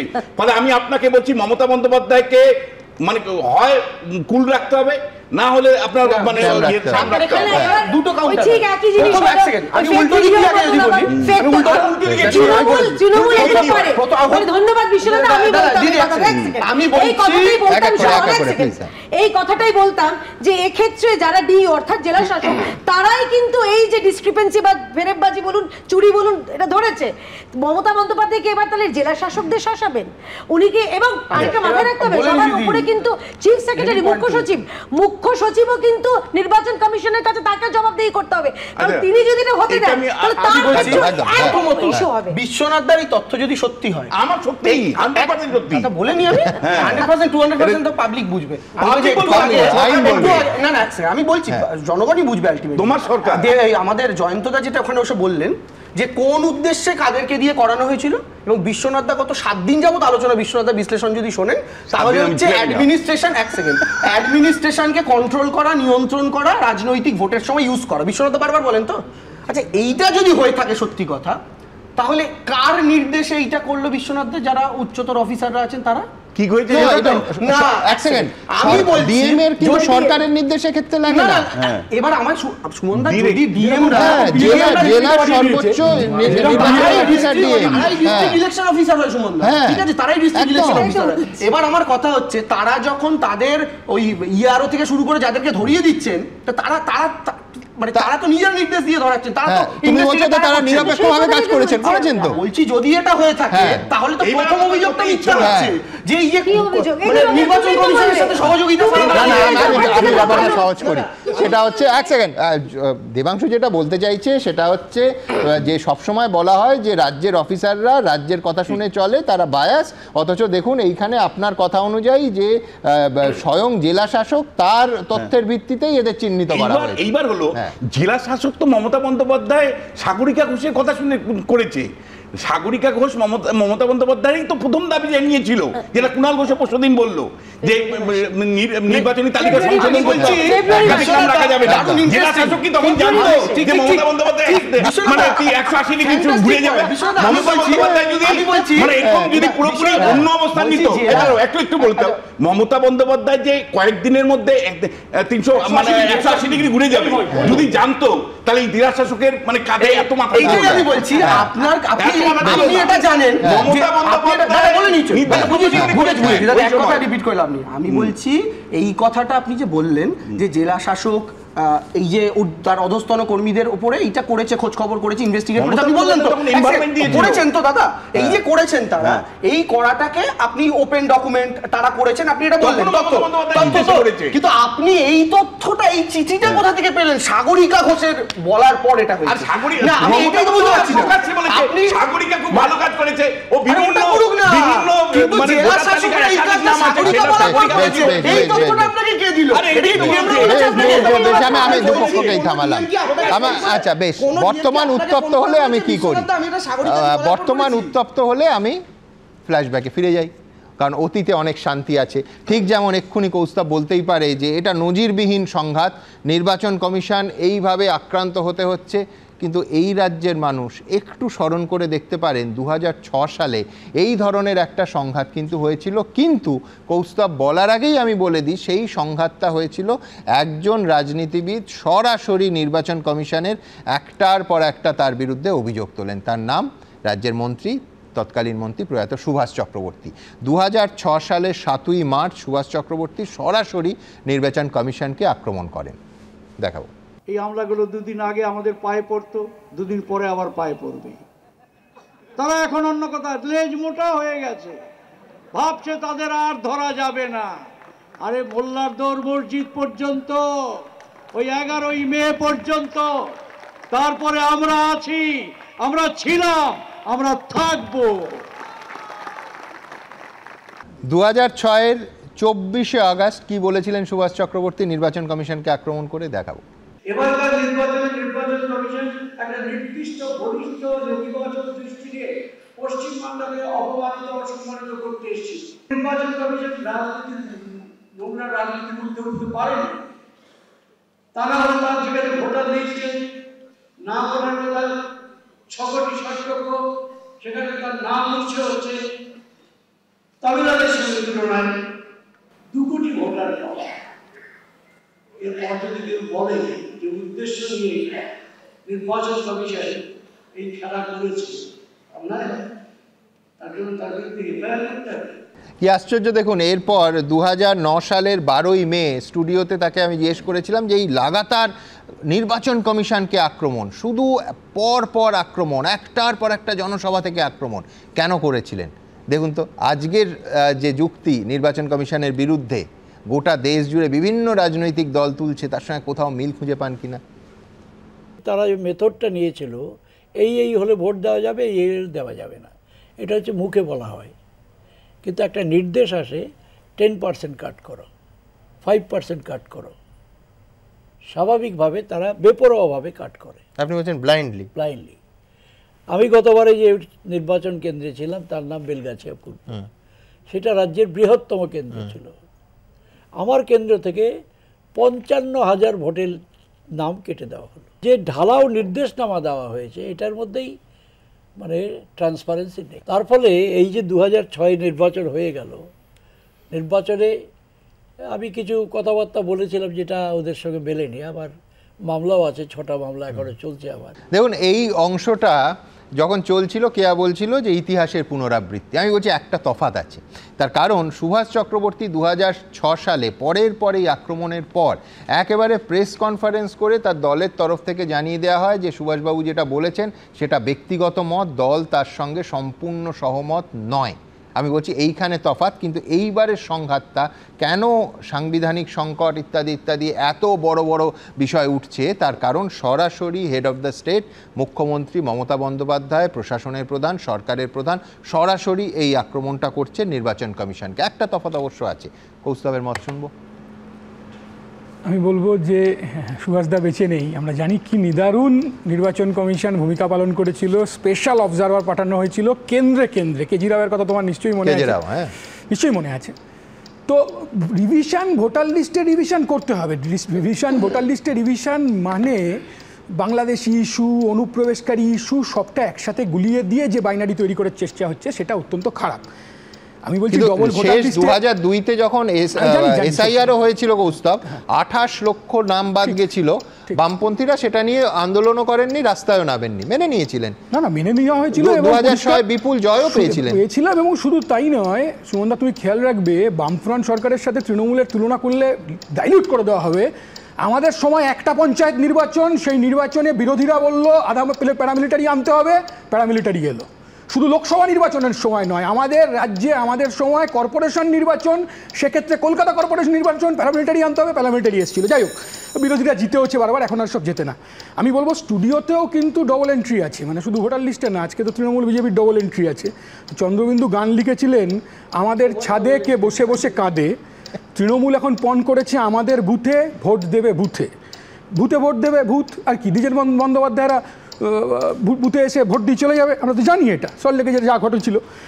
ডবল এন্ট্রি, আমি বারবার বলছি double entry, dead, no trace, left, shift বাদ দিতে হবে। No trace, left, shift, vote, একজন ধর্ম দেখে একজন জেনুইন ভোটারের নাম বাদ দেওয়া যাবে না। দেবাংশু আসলে আজকাল বিজেপির বক্তৃতা বেশি শুনছে কিনা জানি না, দেবাংশু আজকে প্রথমেই যেটা বললো, দেবাংশু প্রথম দিন মুখ্যমন্ত্রীর ভাষণটা ভালো করে শোনেন, তো এখন বোধহয় তাহলে বিজেপি শুনছে হয়তো, বলা যায় না ওরা কখন কে বিজেপি কখন তৃণমূল বুঝতে পারি না আমরা। প্রথম দিন মুখ্যমন্ত্রী বলেছিল একটাও নাম বাদ দিতে দেবো না, একটাও নাম বাদ দিতে দেবো না। পরের দিন 24 ঘন্টা টিভি চ্যানেলগুলো 24 ঘন্টা চলে যাওয়ার পর অন্য কথা বলেছেন। পরিযায়ী, আমরা বলছি, আমরা সিপিআইএম বলছি, পরিযায়ী শ্রমিকদের একজন জেনুইন পরিযায়ী শ্রমিকদের নাম বাদ দেওয়া যাবে না। আমরা তো বলছি যে বাংলায় বুথের ভবিষ্যৎ যেন ভূতের ভবিষ্যৎ না হয়, বারবার বলছি আমরা এই কথা। বিজেপি বলছে রোহিঙ্গা, বিজেপি বলছে রোহিঙ্গা খুঁজতে চাইছে, আর তৃণমূল বুথে ভূতকে ধরে রাখতে চাইছে। আমি বলছি শুভেন্দু মমতা অকারণ ভোট কর্মীদের থ্রেট করছেন, মানুষ কিন্তু শাকের করাতের উপর। বিজেপি আবার, বিজেপির এক বড় নেতা সে বলছে পানি বলা যাবে না, পানি যদি বলেন বুঝবেন রোহিঙ্গা। লুঙ্গি, আমি আমার বাবা বাড়িতে লুঙ্গি পরেন, বুঝলেন তো, তো অনেক মানুষ হিন্দুরাও বাড়িতে লুঙ্গি পরে, লুঙ্গি দেখলেই বলছে ওটা রোহিঙ্গা। আমি বলছি আরজিকরের ঘটনার তো 1 বছর হলো, আমি জানি না বিজেপির নেতা নেত্রীরা এরপর বলবে বোধহয় জলহাটি চলো, পানিহাটি বলতে পারবে না। এখন সরস্বতী পুজো নিয়ে তো বিজেপি অনেক লাভঝাপ করে, লাভঝাপ লম্পঝম্প। বিজেপি এখন বলবে যে বিনা জল বিনা পানি তো বলতে পারবে না, তো এখন রোহিঙ্গা খুঁজে বেড়াচ্ছে। আমি বলছি যে ভোটার তালিকা এসআইআর নিয়ে বিহার এবং পশ্চিমবঙ্গে, আগের দিনই তুমি যেটা বলছিলে যে বিহারে তোমরা অপোজ করো, কিন্তু পশ্চিমবঙ্গে এসআইআর হওয়া দরকার, তার কারণ প্রচুর ভুয়ো ভোটার, তোমরাও নাকি নির্বাচন কমিশনকে নানা তালিকা দিয়েছো। আমি তো এই কথাটাই বললাম, আমি তো বলছি যে আমাদের বুথে ভোট দেবে, বুথে, এটা তো তৃণমূল কংগ্রেস চায়। বিহারে আমি আবার বলছি, বিহারে এসআইআর এর নাম করে যেভাবে একেবারে অল্প সময়, আমি আগেও বলেছি বিহারে এসআইআর বলো বা রিভিশন তুমি যাই বলো না কেন, 2002-তে যেরকম এখানে হয়েছিল, বাংলায় যেরকম হয়েছিল, সেরকম বিহারে 2002-তে রিভিশন হয়েছিল, 2005-এ রেজাল্ট বেরিয়েছিল। কিন্তু এখন 1 সপ্তাহের মধ্যে যেভাবে 60 লাখ 65 লাখ লোকের নাম বাদ দিচ্ছে, বিজেপি প্রয়োজন মতো সেখানে এটা করছে, তৃণমূলও প্রয়োজন মতো এখানে একই কাজ করছে। আমি তো বলছি বাস্তবসম্মত উপায়ে উপযুক্ত সময় নিয়ে বিএলএদের সাহায্য নিয়ে, বিএলএরা ব্যাপক ভুয়ো ভোটার রয়েছে, ব্যাপক ভুয়ো ভোটার রয়েছে, কিন্তু তার সাথে অনুপ্রবেশকারী, তার সাথে বাংলাদেশি। আমি আজকে বলছি যে আসলে তৃণমূল কংগ্রেসকে সুবিধা করে দিচ্ছে বিজেপি, যত এইসব বলছে না লুঙ্গি পড়লেই রোহিঙ্গা, লুঙ্গি পড়লেই মুসলমান, আসলে বিজেপি সুবিধা করে দিচ্ছে। আমি স্যালুট করবো, আমি শেষ করবো কথা বলে। আজকে ইস্টবেঙ্গল মাঠে, ইস্টবেঙ্গল এখন 1 গোলে জিতছে, আজকে ইস্টবেঙ্গল মাঠে বড় হোর্ডিং পড়েছে, বড় হোর্ডিং, যে ভারত স্বাধীনতা সেদিন পেয়েছিল, স্বাধীন হয়েছিল ভারত, বাংলা ভাষীরা গলায় পড়েছিল ফাঁসি, আর মায়ের ভাষা বলছি বলে আজকে বলছে বাংলাদেশি। এটা জবাব বিজেপির কাছে, আর বিজেপিরা তৈরি করে দিচ্ছে, তৃণমূলকে প্লেট সাজিয়ে দিচ্ছে। আমার প্রশ্ন সেটা হচ্ছে 6 দিন কেটে গেল, কটা অভিযোগ জমা পড়েছে? কিন্তু বিহার প্রসঙ্গে আমি পরে আলাদা করে আসবো। ও একটা চন্দ্রবিন্দুর আমার খুব প্রিয় একটা গান কোট করলো কৌস্তব, ওরা আরেকটা লাইনও আছে যে দেখেছিলে ঘুঘু আহা পড়ে গেছে ফাঁদে। এখন এইতে এসআইআর এ সত্যি কি কেউ ফাঁদে পড়ছে আমরা জানি না, উত্তর খুঁজছি, কিন্তু দেবাংশু অনেকক্ষণ ধরে কিছু কাউন্টার করতে চাইছে। আপনি একদম শুরুতেই আমি যখন বক্তৃতা দিচ্ছিলাম, মমতা বন্দ্যোপাধ্যায় এই কথাটা ক্লিয়ারলি বললে তো বিতর্ক হয়ে যেত না, আপনি বলছিলেন। আমি আপনার চ্যানেলেই মমতা বন্দ্যোপাধ্যায় 6 দিন আগের একটা বক্তব্যের অংশ শোনাচ্ছি। ভোটার লিস্টের কাজটা ভালো করে করবেন, আর বিএলওদের দয়া করে বলবেন কাউকে হ্যারাস করবেন না, কারো জেনুইন ভোটারের নাম কাটবেন না। এটা পরের দিন একটা নামও বাদ যাবে না। মমতা বন্দ্যোপাধ্যায় যে লাইনটা বললেন, একজনও জেনুইন ভোটারের নাম বাদ যাবে না। এক সেকেন্ড দাঁড়াও না বাবা, তোমার থেকে জানতে চাই না, একটু দাঁড়াও। আমি বলছি সুমনদা, আপনি যে বললেন মমতা বন্দ্যোপাধ্যায় যদি একবারই ন্যায্য ভোটার কথাটা বলতেন এই বিতর্কের অবকাশই থাকতো না। মমতা বন্দ্যোপাধ্যায় আজকেই বলেছেন কি আবার দেখবে, যদি মুখ্যমন্ত্রী 10 দিনের বক্তব্যে একদিনও ন্যায্য ভোটার বলে থাকেন, আর একদিনও বলে থাকেন যে একটা নামও বাদ যাবে না, সেটা আমি ধরবো না। অবশ্যই একটা নামও বাদ যাবে না, কিন্তু ন্যায্য ভোটারের কথা তো তিনি বলেছেন। ন্যায্য ভোটার 3 দিন আগে বলেছেন, আর আজকেও বলেছেন। সুমনদা, আপনি যে কথাটা ওখানে বললেন বক্তব্যের সময়, রিপিট টেলিকাস্ট দেবাংশু, আজকে উনি অন্তত 1 ঘন্টা বক্তৃতা দিয়েছেন, 1 ঘন্টা বক্তৃতা দিয়েছেন, কিন্তু বলেছেন একটা নামও বাদ যাবে না। যে মুখ্যমন্ত্রী জেনুইন ভোটার কথাটা উল্লেখ করে দেন, তারপরে এখনো বিতর্কই থাকতে পারে। এখান থেকে চেঞ্জ করে আমি বলছি যে তাহলে আমি এই পার্সেন্টেজ করব না, 55% না, 55% বলেছেন, 45% বলেন। আরে তিনি তো প্রতিদিন একটা করে বক্তৃতা দিচ্ছেন, তার আগেরটাকে আমি ধরবো, আর সেই দিন যেটা বলছেন সেটা ধরবো না। মুখ্যমন্ত্রী বক্তব্য এত মূল্যহীন বলো না, তুমি তো দলের প্রতিনিধি। আপনি বলছেন 6 দিন আগেরটা ধরবো, একদিন আগেরটা ধরবো। আরে আজকের ঘটনা আজকে ধরবো না, 6 দিন আগে মিলিয়ে দিতে হবে। ঠিক আছে, তাহলে আপনি আজকে বা বাকি ছাত্র বন্ধু মিটিং নাকি, আপনি আজকে বা বাকি 4 দিনের মধ্যে একটা মৃত ভোটারের নাম বাদ দেওয়া যাবে না, একটা ডুপ্লিকেট ভোটারের নাম বাদ দেওয়া যাবে না, এটা মমতা বন্দ্যোপাধ্যায় বলেছে। শোনান, না না, তা তো ইস্যু নয়। ইস্যু হচ্ছে আরে উনি তো বলছেন একটা নামও যেন বাদ না যায়। গ্রামার, আমি গ্রামার নিয়ে না না না না কোনো গ্রামার নিয়ে বিতর্ক হচ্ছে না। হ্যাঁ আপনার এই এক সেকেন্ড, আপনার এই 6 দিনের আমি এক্ষুনি পিছিয়ে বলছি সব অংশগুলো কেটে বার করতে। বক্তব্যের মধ্যে একদিনেরটা শোনানো আর 5 দিনেরটা শোনানো তখনই হতো। আমার যেটা আজকের স্টুডিওতে আমি কি 6 দিন আগের বক্তব্য শোনাবো? কি বলছো? মমতা বন্দ্যোপাধ্যায় জেনুইন ভোটার একদিন বলার পর যদি 5 দিন ভুয়ো ভোটার বলতেন আপনি সেটা অবশ্যই দেখান, কিন্তু বাকি 5 দিন উনি তো ভুয়ো বলেননি। ন্যায্য ভোটার বলে বারবার বলছেন কোনো ভোটারের নাম বাদ দেওয়া যাবে না। ভোটার ওইখানেই আবার আপত্তি, who is eligible to vote he is voter. না না না কোনো ভোটারের না, কোনো আমি বারবার কোনো ভোটারের নাম বাদ দেওয়া যাবে না। দ্যাট ইজ আমার মনে হয় বিতর্কটা এখানে হচ্ছে মমতা বন্দ্যোপাধ্যায় এক এক দিন এক এক অবস্থান নিচ্ছেন। আজকে লেটেস্ট যেটা বলেছেন সেটা হলো জনসভায় যে কোনো নাম বাদ দেওয়া যাবে না, আমার দেহের উপর দিয়ে যেতে হবে, বডির উপর দিয়ে যেতে হবে। আমার প্রশ্নটা হচ্ছে কোন নাম?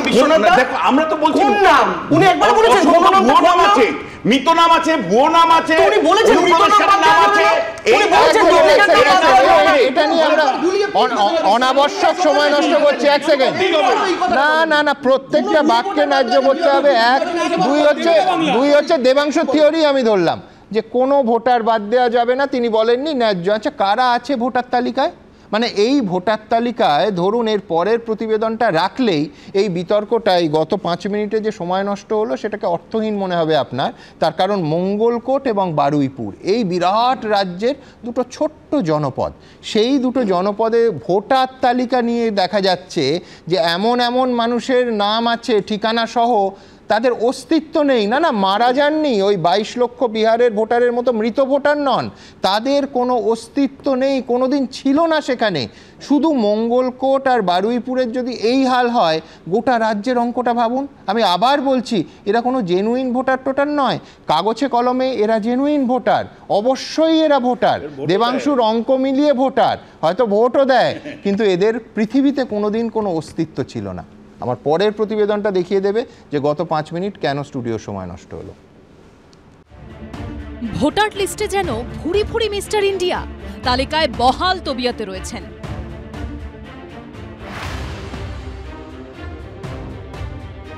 নাম, পরিচয়, ঠিকানা, বয়স, এপিক নম্বর সব রয়েছে, কিন্তু বাস্তবে গিয়ে কারো টিকি খুঁজে পাওয়া যাচ্ছে না। দক্ষিণ 24 পরগনার বারুইপুর পূর্ব বিধানসভা থেকে শুরু করে পূর্ব বর্ধমানের মঙ্গলকোট, একাধিক জায়গায় ভুতুড়ে ভোটারের হদিশ পেল এবিপি আনন্দ। মঙ্গলকোট বিধানসভার বৈচি গ্রাম, বিজেপির অভিযোগ এই গ্রামে 5 জন সংখ্যালঘুর নাম রয়েছে যাদের এই গ্রামে কোনো অস্তিত্ব নেই। সেই তালিকা আমরা দেখতে পাচ্ছি, সেখানে নাম রয়েছে রাখি খাতুন, বিউটি খাতুন, রশিনা খাতুন, সফিউদ্দিন শেখ, আলেনুর বেগম। এই নাম কি রয়েছে আমরা গোটা গ্রাম ঘুরে দেখেছি, আমরা একবার দেখব খুঁজে। কেউ আছেন এই বাড়িতে? রাখি খাতুন, বিউটি খাতুন, এরা কেউ থাকে? না না এই গ্রামে নেই। একটু ভালো করে দেখুন তো। না না না না এই যে রাখি খাতুন, বিউটি খাতুন, কেউ নেই। হ্যাঁ এই গ্রামে কেউ নেই। হ্যাঁ রাখি খাতুন, বিউটি খাতুন, রসিনা খাতুন, সফিউদ্দিন শেখ, আলেনুর, আমাদের গ্রামেই নেই। এটা কি আপনাদের গ্রামে ভোটার তালিকা? তো এটা হ্যাঁ এটা বৈচি গ্রাম ভোটার তালিকা। তাই এরা নেই? না এরা নাই। তাহলে এরা কারা? বাংলাদেশি রোহিঙ্গা ভোটার এখানে আমাদের ভোটার লিস্টে ঢুকে যাচ্ছে, হতে পারে সেরকম ঢুকে গেছে এটা। না এই 5 জনের এখানে কোনো অস্তিত্বই নেই। কি করে যে নামটা ঢুকে গেল এটা নির্বাচন কমিশনই বলতে পারবেন।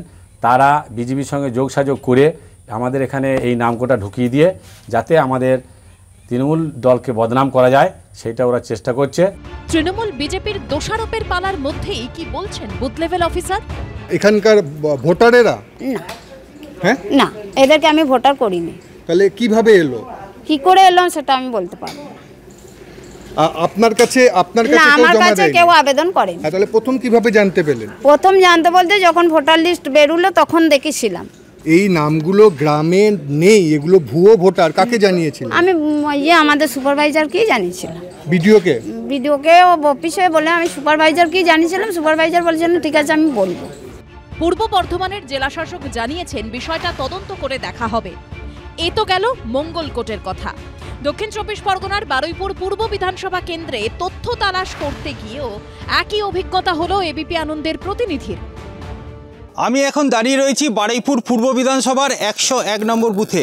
এলাকায় আমার যে হাতে ভোটার লিস্ট রয়েছে, এই এলাকার ভোটার লিস্ট রয়েছে। এলাকাবাসীর কাছে জিজ্ঞাসা করে নেব যে এখানে যে নাম রয়েছে সেই নামে এলাকাবাসী যারা রয়েছেন এনারা চেনেন কি, একবার জিজ্ঞাসা করে নেব। ভোটার তালিকা বলছে ইকবাল সর্দার, আব্দুল রহমান সর্দার, শাকিব খান, ফাতেমা বিবি এরা সকলেই এই বুথের ভোটার, কিন্তু স্থানীয় বাসিন্দারা বলছেন চেনেনি না।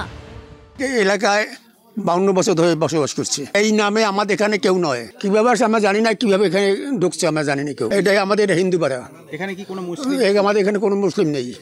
বেলেগাছি গ্রাম পঞ্চায়েতের বিদ্যাধরী পল্লীর বাসিন্দাদের দাবি, ভোটার তালিকায় এমন অনেকে রয়েছেন যাদের নাম বা ছবি দেখে চেনা তো দূরের কথা, কোশ্মিনকালে এই নামের কেউ এলাকায় আদৌ কোনোদিন ছিলই না। ময়না ঢালি এই নামে আপনি কি কাউকে চেনেন এই এলাকার বাসিন্দা? এখানে আমরা যে ভোট দিয়েছি এতদিন অবধি আমরা এইসব মুসলিম ভোটার দেখি নাই, কারণ এই পুরো পাড়াটাই এখানে হিন্দু পাড়া। এরা এই হালে এই ভোটার লিস্টে এদের নাম এসে দেখছি। সব মিলিয়ে ভুতুরে ভোটার নিয়ে বিতর্ক দিনে দিনে বাড়ছে। রানা দাস ও রঞ্জিত হালদারের রিপোর্ট, এবিপি আনন্দ।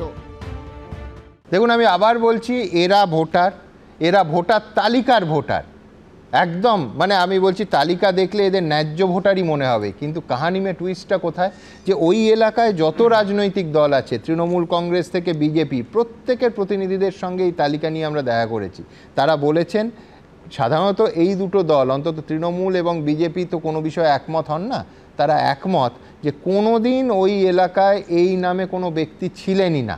অর্থাৎ ভোটার তালিকায় জল আছে এবং সেই জল বাদ দেওয়া প্রয়োজন। সেই জল এবার কালীগঞ্জের মতো সাধারণভাবে বাদ দিয়ে 6000 বাদ দেওয়া হবে নাকি এসআইআর করা হবে সেটা ভিন্ন প্রশ্ন এবং সুপ্রিম কোর্টে বিচারাধীন বিষয়, সে নিয়ে হবে। কিন্তু ভোটার তালিকায় যে ভূত আছে, ভুয়ো ভোটার আছে এবং একেবারে বেশ বড় একটা অংশের বেনজল আছে, এই প্রতিবেদন চোখে আঙুল দিয়ে দেখিয়ে দেয়। আমার পরবর্তী বক্তা রাজস্বী লাহিড়ীর কাছে যাব। ওর দল অন্তত তৃণমূলের মতোই স্বীকার করেছেন যে এই মঙ্গলকোটের এই সব এলাকায় সত্যি সত্যি এই নামে কেউ কোনোদিন ছিলেনই না। এইটাই হচ্ছে সংশোধনের প্রয়োজনীয়তা, পিরিয়ড। ধন্যবাদ সুমনদা, শুভ সন্ধ্যা সকলকে। সুমনদা, গত পরশুদিন এবিপি আনন্দর এই স্টুডিওতে যখন আমি এসে সেই কেসি নাগের গল্পটা মনে আছে, সেই রমেশ অধিকারী আসল যার বাবার নাম পলাশ অধিকারী ধরা পড়েছেন, কিন্তু পলাশবাবু বলছেন যে না, মাফ করবেন, রমেশবাবু হচ্ছেন বাবা, পলাশবাবু হচ্ছেন ছেলে। রমেশবাবু বলছেন যে না, আমার পলাশ নামের কোনো ছেলে নেই। তো ঠিক সেই জিনিসটাই তোমরা এখন দেখালে। শুরু করছি, দেবাংশু বললেন বিজেপি বাংলা বোঝে না, বিজেপি বাংলা ভাষায় আপত্তি আছে। হ্যাঁ সত্যি তো, আমরা হাম্বা হাম্বা, রাম্বা রাম্বা, কাম্বা কাম্বা, বাম্বা বাম্বার বাংলা শব্দের অর্থ কী এবং এর প্রয়োজনীয়তাটা কি এটা আমরা সত্যি বুঝি না। হয়তো আপামর বাঙালিরা অনেকেই বলেছেন যে তারাও বুঝতে পারেন না। তো ভয় নাকি এখান থেকে, ভয় মমতা বন্দ্যোপাধ্যায় দেখাচ্ছেন যখন তিনি বলছেন যে সরকারি কর্মচারীরা ভোটের আগেও সরকারি কর্মচারী, ভোটের পরেও সরকারি কর্মচারী। যখন প্রশান্ত বর্মন, ভয় তোমরাও দেখাচ্ছ যে জেলে কতজন বিহারে জেলে আছে সেটা বলাও ভয় দেখানো, একই রকম। আপনারা করুন, কোন রাজ্য সরকারি কোন রাজ্য সরকার বা কোন সরকারের চাপে পড়ে ভুয়ো ভোটার তালিকা তৈরি করে, এই যে কথাটা আজকে জয়ন্তদা একটু আগে বললেন ব্যাখ্যা করে দিয়ে, যে ভায়োলেশন অফ ডেটা সিকিউরিটি। কেন? কারণ অ্যাকাউন্ট ইউজার আইডি এবং পাসওয়ার্ডটা দিয়ে দেওয়া হয়েছে। অ্যাকাউন্ট ইউজার আইডি পাসওয়ার্ড দেওয়াটা তৃণমূলের একেবারে পেটেন্ট জায়গা। পার্লামেন্টের লোকসভার তিনি একজন এমপি দিয়ে দিচ্ছেন আমেরিকা, দুবাই, হংকং সমস্ত জায়গায় পাসওয়ার্ড চলে যাচ্ছে লোকসভার পাসওয়ার্ড। আর ঠিক তেমনি ভাবে ভোটার আইডি কার্ডের ভোটারের নাম তালিকা ঢোকানোর পাসওয়ার্ড আইডিও বেরিয়ে যাচ্ছে তৃণমূলের ডাক থেকে। তো এইখান থেকে বুঝতে হবে ভয় মমতা বন্দ্যোপাধ্যায় দেখাচ্ছেন। যদি আমরাই ভয় দেখাই তাহলে বিডিও WBCS অফিসার উত্তরবঙ্গে প্রশান্ত বর্মন দাঁড়িয়ে কি বলছেন, লক্ষ্মীর ভান্ডারের টাকা নেওয়া বন্ধ করে দাও, রাস্তা তৈরি করে দেবো। মমতা বন্দ্যোপাধ্যায় অ্যাকশন নিয়েছেন, অ্যাকশন নেননি এখনো অবধি। এর আগে আমি কি বলেছিলাম দাদা, এর আগেও বলেছিলাম যে নামগুলো পরিবর্তন কিরকম ভাবে হচ্ছে। মোহাম্মদ ইব্রাহিম হয়ে যাচ্ছে বাংলাদেশ থেকে এসে রিক বণিক, হাসান আলী, শেখর রায়, সইফ আলী খান, বিজয় দাস, প্রিয়া খাতুন, অদিতি পাত্র, রবি শর্মা, সেলিম মাতব্বর, নারায়ণ অধিকারীর আসল নাম নুরুল হক। একদম টেলিভিশনের চ্যানেলে দাঁড়িয়ে দাঁড়িয়ে বলা হয়েছে। তাই জন্য বাংলা বাঙালির ওপর আমরা বাংলা বিরোধী বলবেই। কৌস্তব দাও অনেক কথা বললেন, দারুণ সুন্দর। আগে আগে কি সুন্দর দিন কাটাইতাম, গানটা বাজলো কানের মধ্যে, কিন্তু মনে পড়ে গেল টিএন সেশনের সেই কথাটা, no voter ID card no vote. হাঁটু গেড়ে জ্যোতিবাবুদেরকে বাধ্য হয়েছিলেন এটা মেনে নিতে। বিধানসভা কম লড়াইতে যাননি, তো এই লড়াইটা এটা হয়েছিল, তাই জন্য তাদের আপত্তি থাকবে। তো যাই হোক, বাংলা ভাষা নিয়েও কৌস্তবদা অনেক কথা বললেন, অনেক কিছু বললেন, বাংলাভাষী বাংলাদেশি, কিন্তু আমরা এখনো অবধি জানি না যে ইলা মিত্র, শ্যামল চক্রবর্তী, প্রশান্ত সূর্যদেরকে কেন সেই এক ভাষা থাকা সত্ত্বেও চলে আসতে হলো। আমি জ্যোতিবাবু বুদ্ধ ভট্টাচার্যের নামটা দিচ্ছি না। আসল কথাটা দুপক্ষই চেষ্টা করছে, সিপিএম এবং তৃণমূল, ওই সেই সত্যজিৎ রায়ের ভাষায় চন্দ্রবিন্দুর চ, বিড়ালের তালব্য স আর রুমালের ম। কৌস্তব, আমরা জানি যে বিজেপিকে কথা বলতেই হবে। আমি আবার বলছি যে রিভিশন করতে হবে ভোটার লিস্ট, কিন্তু ভোটার লিস্টের সাথে রিভিশনের নাম করে অনুপ্রবেশকারী বাঙালি ইস্যু, বিজেপির গভর্নমেন্ট যত বাংলাভাষীদের উপর আক্রমণ করবে তত পশ্চিমবাংলার তৃণমূল কংগ্রেসের লাভ হবে, বাইনারি তৈরি হবে, প্রতিদিনের রুটি রুজি কর্মসংস্থানের ইস্যু সামনে থেকে সরিয়ে যাবে। বাইনারি কে বলছে আমি জানি না, কারণ আমি তো মনে হলো যখন কৌস্তব বললেন আমার মনে হলো যে ওই নদীর রচনা লিখতে গিয়ে গরুর রচনা লিখলেন।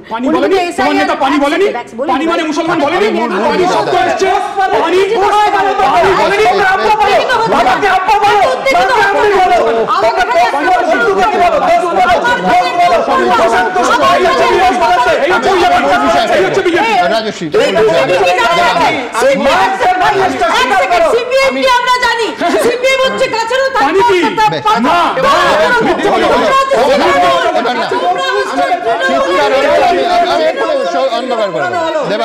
দুটো কথা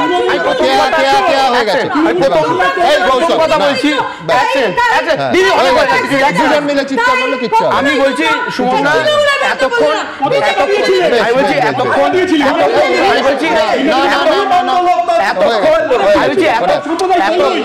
এতক্ষণ বিজেপির প্রতিনিধি এতক্ষণ বিজেপির প্রতিনিধি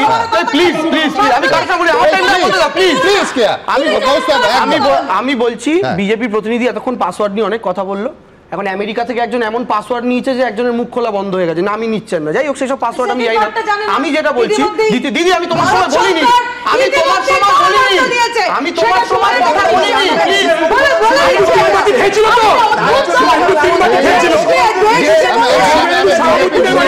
সুইচ অফ করে দিলাম, ব্যাস হয়ে গেল। এরপরেই সাভারকার, এবং সাভারকার নিয়ে সেই পুরনো বিতর্ক আমি যাবই না। হ্যাঁ, আমি বলছি সুমনদা, যে কথাটা নিয়ে মেইনলি আগে যেটা নিয়ে আলোচনা হচ্ছিল, আপনি বললেন এই প্রতিবেদনটা দেখালে আলোচনার কোনো অবকাশ থাকবে না। আমি যেটা একটা কথা বলতে চাইছি, এই যে এগুলো যে দেখানো হচ্ছে না, ধরুন তৃণমূলের প্রতিনিধি যিনি আছেন তিনিও বলছেন ওদেরকে ওখানে দেখেননি, বিজেপির প্রতিনিধিও বলছেন ওখানে দেখেননি। ঠিক এই বিষয়টা নিয়েই মমতা বন্দ্যোপাধ্যায় নেতাজি ইন্ডোরের প্রোগ্রামটা করেছিলেন। এই বিষয়টা, এতে ইন্ডোরের আপত্তি নেই। আমি বলতে চাইছি ভুয়ো ভোটার, এই যে নামটা ঢুকলো, আদৌ এদের এখানকার অস্তিত্ব না অন্য কোনো জায়গার অস্তিত্ব আমরা তো জানি না। মমতা বন্দ্যোপাধ্যায় কাগজ সেইগুলোই তো বেছে বার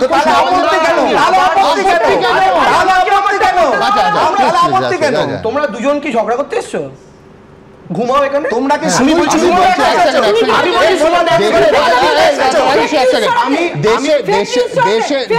দেবাংশু, দেশের আইন অনুযায়ী এরা কোনো নিয়ম এবং কোনো নিয়ম নেই যে বিজেপি আর তৃণমূল এক নয়, বিজেপি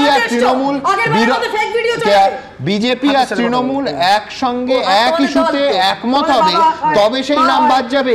ভারতবর্ষে এরকম আইন নেই। আবার বলছি, আপনি যে কথাটা বললেন দেবাংশুর অঙ্ক মেনে, দেবাংশুর অঙ্ক মেনে এদেরকেও জেনুইন ভোটার বলতে হয় বা ন্যায্য ভোটার বলতে হয়, আপনি বলেন। আচ্ছা সুমন, আমি একটা কথা বলছি, এখানে আমরা যারা স্টুডিওতে বসে আছি তাদের সঙ্গে সকল ধরুন ভোটার তালিকায় এমন কিছু মানুষ আছে, ধরুন মৃত ভোটার, তার নামটা এখনো রয়ে গেছে, ঠিক আছে? তো আপনি যেটা বললেন আমার অঙ্ক অনুযায়ী ওটাও ন্যায্য ভোটার, তাহলে আমি আপনি যে স্টুডিওতে বসে আছি আমাদের আপনি কি নামে অভিহিত করবেন? আপনি কি ন্যায্য ভোটার আমাদের বলবেন কি বলবেন? আমি একবার এই বিতর্কের মাঝে কেন বিতর্কটা শুরু হলো, কি বলেছেন রাজ্যের মুখ্যমন্ত্রী একবার দেখিয়ে দিই। একটাও ভোটারের নাম যেন বাদ না যায়, এটা মাথায় সবাইকে রাখতে হবে। ভুলে যান পার্টি, ভুলে যান রাজনৈতিক দল, আপনার ঠিকানা আপনাকে রক্ষা করতে হবে। আমি আবার বলছি দেবাংশু, একটা ভোটারের নামও যাতে বাদ না যায়, তুমি তাতে ন্যায্য ওয়ার্ডটা বসিয়ে দাও, আমার কোনো আপত্তি নেই, তুমি পার্টির মুখপাত্র হিসেবে বসাতেই পারো, কিন্তু আমি বলছি তাতে ন্যায্য বললে তো এই বিতর্কই হতো না। যার বক্তব্য আপনি শোনাচ্ছেন তিনিই তো 6 দিন আগে বসিয়েছেন, 6 দিন আগে শুনে আজকের বক্তৃতা নিতে হবে। আমি বলছি আমাদের ছোটবেলায় না একটা ওদের আমল ছিল, বাম আমলে ভয়ঙ্কর একটা জিনিস হতো, সরকার একটা অঙ্ক বই দিত, যে অঙ্ক বইটা কিছুতেই নির্দিষ্ট সময় স্কুলে পাওয়া যেত না, সরকারি স্কুলে কলেজ স্ট্রিট থেকে কিনতে হতো, একটা থাকতো যে তার সঙ্গে একটা ছাত্রবন্ধু না নিলে আপনি সরকারি বই পাবেন না। বছরের পর বছর এই সিস্টেম হয়ে গেছে। দেবাংশুর কথা অনুযায়ী আমার আজকে মমতা বন্দ্যোপাধ্যায়ের স্পিচ শুনতে গেলে, সেটা বুঝতে গেলে আমার 6 দিন আগে এবিপি আনন্দ আর্কাইভে বসে শুনতে হবে যে 6 দিন আগে উনি জেনুইন শব্দটা বলেছেন, ওই জন্য আমরা জুড়ে নিতে হবে আজকের বক্তৃতার সঙ্গে।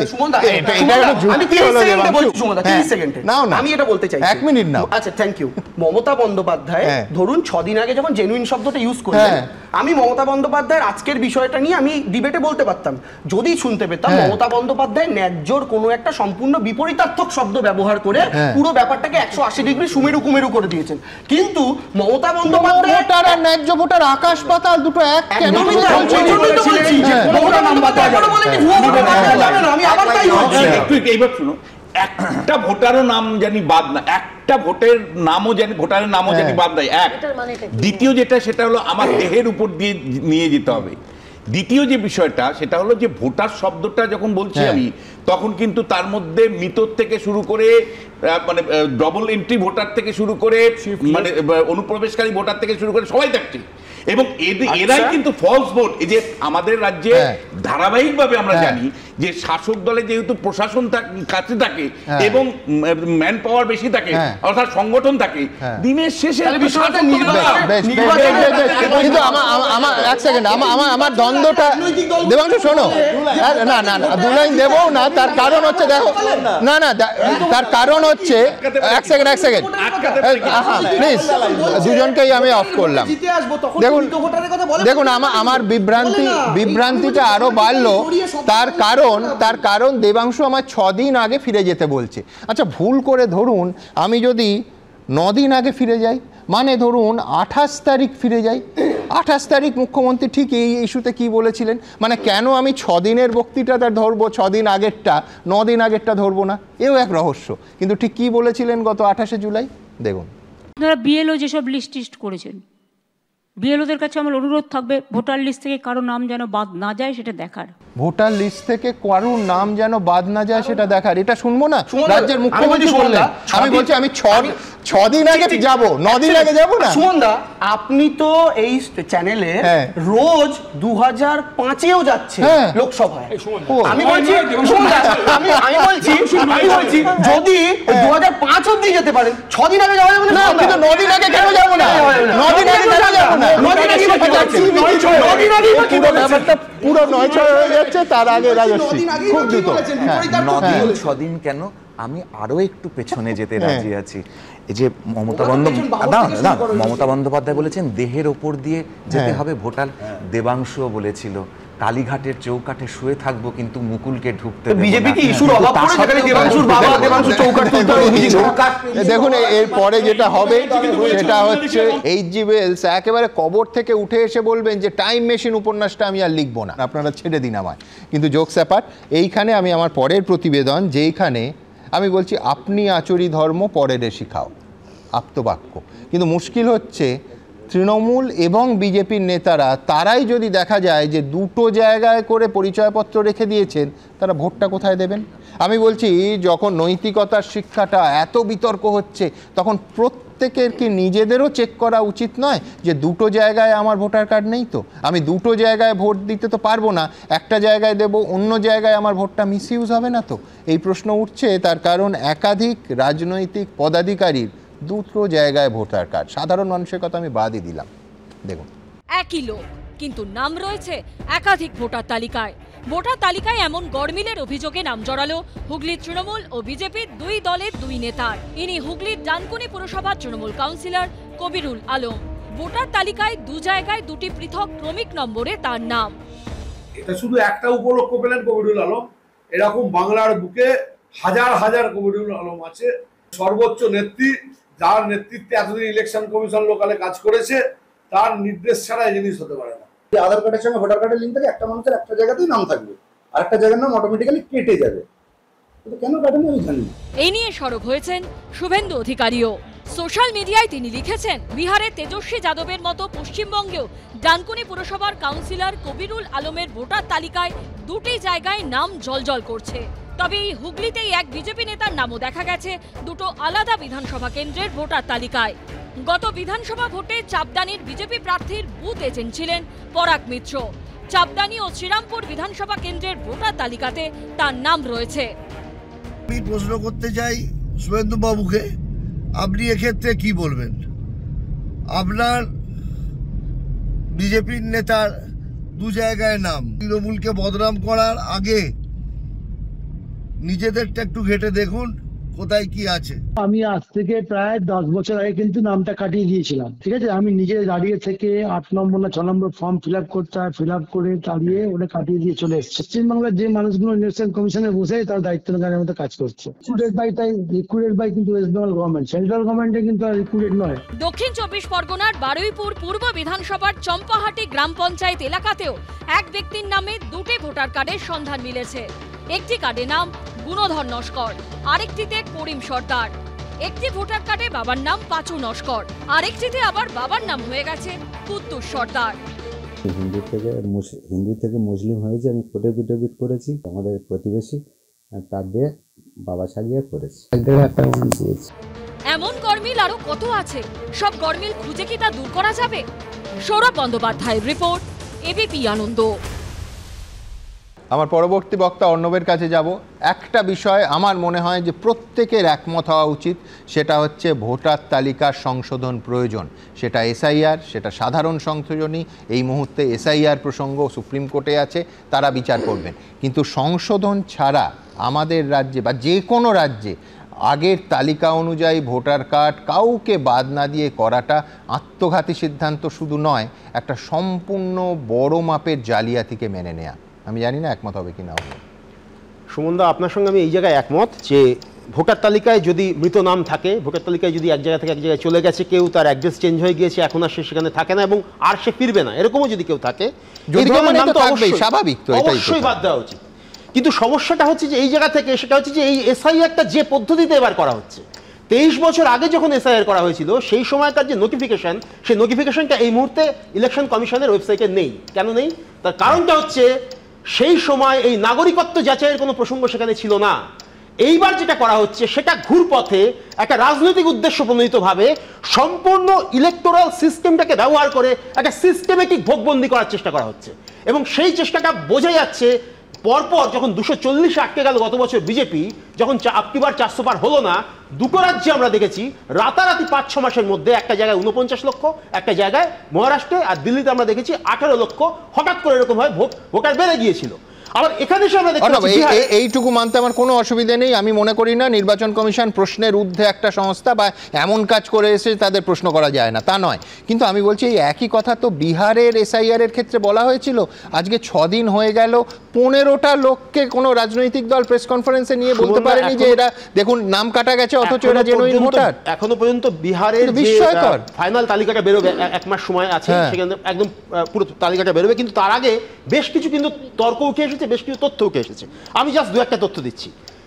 জানুয়ারি মাসে ইলেকশন কমিশনের যে ওয়েবসাইট আছে, জানুয়ারি মাসে তারা ঘোষণা করেছিলেন বিহারে সমস্ত মৃত ভোটারের নাম বাদ দেওয়া হয়ে গেছে।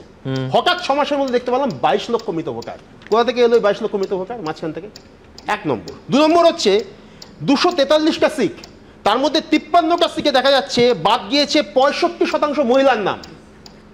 এই যে বারবার করে বলা হচ্ছে যে প্রান্তিক মানুষ, মহিলা, মুসলিম, দলিত, এদের নাম বেছে বেছে বাদ দেওয়া হচ্ছে, যারা কিনা ওখানে যারা রয়েছে বিরোধী শক্তি, বিজেপির বিরোধী শক্তি, তাদের কমিকেট ভোটার, তাদের নাম বাদ দেওয়া হচ্ছে। এরকম একটা সন্দেহ তৈরি হচ্ছে। এই সন্দেহের জায়গাটা এটা মানতে আমার কোনো অসুবিধা নেই, কিন্তু আমি বলছি বিহারে একটা বিরোধী দল নেই যারা এই 22 লক্ষর মধ্যে 22 জন ভোটারকে নিয়ে বলতে পারে যে হুজুর এই দেখুন সুপ্রিম কোর্ট চেয়েছে যে হুজুর এই দেখুন এরা বাদ গেছে। সুমনদা, আজিত আনজুম সামনে বিএলওদের ইন্টারভিউ নিয়েছেন, তারা বলেছে আমরা যাচাই না করে নাম্বার দিয়েছি। আমি সংবাদ মাধ্যম রিপোর্টের কথা বলছি না, আমি বলছি বিহারে কি একটা বিরোধী দল নেই?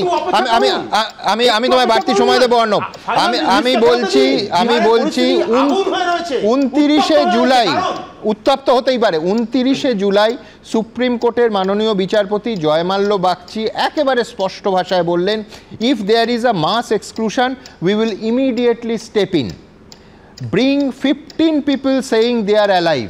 আমি বলছি এইটা বলেছেন 29শে জুলাই, তারপরে একটা বিরোধী দল, অর্ণব তুমি আমায় বলো, যে তেজস্বী যাদব 15 জনকে নিয়ে বলেছেন 22 লক্ষ, বা রাহুল গান্ধী যে 22 লক্ষ নামের মধ্যে এরা বাদ গেছেন, এরা আমাদের সঙ্গে, এটা তো দেখলাম না। আমি দুটো তথ্য আপনাকে দিতে চেয়েছিলাম। তোমার বাকি কোনো বক্তব্যের সঙ্গে আমি দ্বিমত নই। দেখা যাচ্ছে এই 10টা জেলা হচ্ছে, তার মধ্যে 5টা জেলা হচ্ছে মুসলিম মেজরিটি, পূর্ণিয়া, কিষানগঞ্জ, মধুবনী, ভাগলপুর, সীতামারি। এই 5টায় যাদের নাম বাদ দিয়েছে ম্যাক্সিমামটা হচ্ছে মুসলিম মেজরিটির জায়গা। আরো একটা তথ্য বলছি, যে ভোটার কেন্দ্রগুলোতে বাদ দিয়েছে তাদের মধ্যে ম্যাক্সিমাম ছিল হচ্ছে সিপিআইএম এর লিবারেশন। বাদ দিয়েছে তোমার কথা অনুযায়ী বাদ দিয়েছে, খুন তো করেনি। তারা কোথায়? তারা সামনে আসছেন না কেন? সংবাদ মাধ্যম না, বিরোধী দলগুলোকে নিয়ে আসছেন না কেন? সুমন দা, এবার যে এসআইআর করা হচ্ছে সেটা সম্পূর্ণ রাজনৈতিক উদ্দেশ্য প্রণোদিত ভাবে। এই রাজনৈতিক উদ্দেশ্য প্রণোদিত করাটার বিরুদ্ধে যদি ইলেকটোরাল সিস্টেম ব্যবহার করে কেউ করে, কোন একটি দল করে, তাহলে তার বিরুদ্ধে লড়াইটা রাজনৈতিক ভাবেই হবে। আজকে আমরা যখন দেখছি মমতা বন্দ্যোপাধ্যায় ওখান থেকে সুপ্রিম কোর্টে হবে, রাজনৈতিক ভাবে কেন হবে? সুপ্রিম কোর্টে গিয়ে প্রমাণ দিয়ে হবে। মাননীয়, আমি বলছি আমরা তোমার এখানে যারা আছি প্রত্যেকের কৃতজ্ঞ থাকা উচিত সুপ্রিম কোর্টে, যেখানে মাননীয় বিচারপতি এই কথা বলেছেন যে 15 জনকে নিয়ে আসুন, আমরা ইন্টারভিউ করব। কৃষি আইন রদ হয়েছিল ওই রাস্তার আন্দোলন থেকে, ওইখানে ঘেরাও করে সিংহ সীমান্ত বসেছিলেন কৃষকরা, 700 কৃষক মারা গিয়েছিলেন। ওই আন্দোলন যদি না হতো তাহলে ওই কৃষি আইন কিন্তু রদ হতো না। কোন কোন সময় সুভাষ মুখোপাধ্যায়ের কবিতা অনুযায়ী রাস্তাই একমাত্র রাস্তা, পদাতিক কাব্যগ্রন্থ 1940 সাল।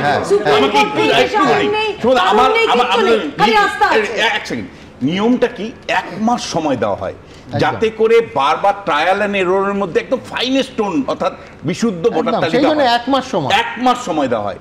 আমার প্রশ্নটা হচ্ছে, রাহুল গান্ধী হোক, তেজস্বী যাদব হোক, সবচেয়ে আমি যার উপর নির্ভর করব প্রশান্ত কিশোর, কারণ আমি প্রশান্ত কিশোরকে ফলো করি, আমার সাথে ওর কথাও হয়।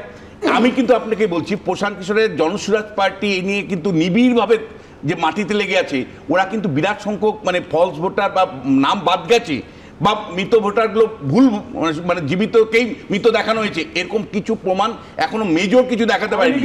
দেখুন, আমি বারবার বলছি, বারবার আমি বলছি, আমি বারবার বলছি, কিন্তু বললাম ন্যারেটিভটা পশ্চিমবাংলায় ন্যারেটিভটা তৈরি করা হচ্ছে, কিন্তু আমি তৈরি করলে হবে না তো। আমার প্রশ্ন বিজেপি ন্যারেটিভে কথা বললে হবে না তো। আমার প্রশ্ন সিপিআইএম 100টা কেস নিয়ে যেতে পেরেছে, তেজস্বী যাদব সে কি দেখুন নিয়ে যেতে পেরেছে।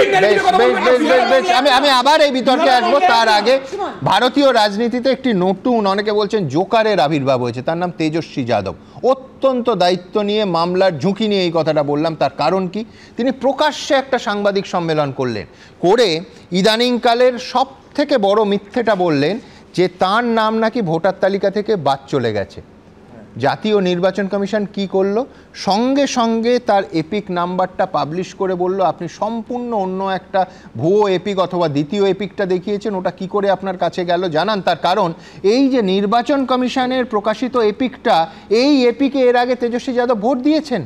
আমি বলছি যে প্রকাশ্যে প্রথম শ্রেণীর নেতারা এই ধরনের জালিয়াতির অভিযোগ তাদের বিরুদ্ধে উঠবে কেন? ভারতের যে কোনো প্রান্তের নাগরিক তেজস্বী যাদবের দিকে আঙুল তুলে এই প্রশ্নটা আজকে করবে, তার কারণ ইলেকশন কমিশন একেবারে দুধ এবং জল স্পষ্ট করে দিয়েছে তাদের বক্তব্যে। আমার পরের প্রতিবেদন শ্রীযুক্ত শ্রীমান তেজস্বী যাদবকে নিয়ে। কোথাও তালিকায় নাম থাকা ভোটার বাস্তবে নেই, কোথাও তালিকায় নাম থাকলেও সেই ভোটার আসলে মৃত, কোথাও আবার একই ভোটারের নাম একাধিক ভোটার তালিকায়। এ রাজ্যে ভোটার তালিকার বিশেষ সংশোধন শুরুর আগেই সামনে আসতে শুরু করেছে ভুরি ভুরি গড়মিলের অভিযোগ। এর আগে বিহারে ভোটার তালিকার বিশেষ সংশোধনে বাদ পড়েছে এরকমই প্রায় 65 লক্ষ নাম। অন্যদিকে এই প্রক্রিয়া নিয়ে অভিযোগ তুলে নির্বাচন কমিশনকে আক্রমণ করতে নিজেই মহাফাপড়ে পড়েছেন লালু প্রসাদ যাদবের ছেলে এবং বিহারের বিরোধী দলনেতা তেজস্বী যাদব। নির্বাচন কমিশনের দেওয়া পাল্টা তথ্যের জেরে প্রশ্ন উঠে গেছে তেজস্বী যাদবের দেখানো ভোটার কার্ডের সত্যতা নিয়েই। শনিবার সাংবাদিক বৈঠক করে তেজস্বী যাদব অভিযোগ করেন ভোটার তালিকার বিশেষ সংশোধনে খসড়া তালিকা থেকে তার নাম বাদ গেছে। নাটকীয়ভাবে সাংবাদিকদের সামনে জায়ান্ট স্ক্রিনে নির্বাচন কমিশনের অ্যাপ্লিকেশনে নিজের এপিক নম্বর দিয়ে যাচাইও করেন তিনি। चुनाव आयोग का एप्लीकेशन है और मेरा ईपीआईसी नंबर हमने इसमें डाला है। आप ही के सामने हमको बताया लड़का कि आपका नहीं है, हम तो आप ही के सामने, अगर पहले पता होता तो हम तो यहीं से शुरू करते हैं। ये तो रियल फैक्ट चेक हमने किया है, ये स्थिति है। तो ये क्या मतलब है? ये एप्लीकेशन है, मेरा भी नहीं है, हम चुनाव कैसे लड़ेंगे? কিন্তু এরপর তেজস্বীর অভিযোগ শতাং খারিজ করে নির্বাচন কমিশন যে দাবি করে তা আরো মারাত্মক। তাদের বক্তব্য, তেজস্বীর এপিক নম্বর RABO 456228, 204 নম্বর বুথ কেন্দ্রে 416 নম্বরে তেজস্বী যাদবের নাম রয়েছে। কিন্তু তেজস্বী যাদব সাংবাদিক বৈঠকে যে এপিক দেখান তার নম্বর RAB 2916120। এই এপিক কমিশনের কাছে নথিভুক্তই নয়। অর্থাৎ যে ভোটার কার্ড দেখিয়ে লালু পুত্র নির্বাচন কমিশনের বিরুদ্ধে অভিযোগ তুলেছিলেন, নির্বাচন কমিশনের বক্তব্য অনুযায়ী সেই কাজের বর্তমানে কোনো অস্তিত্বই নেই। প্রশ্ন হলো, একটা রাজ্যের খোদ বিরোধী দলনেতা কি তাহলে এত বড় মিথ্যাচার করলেন?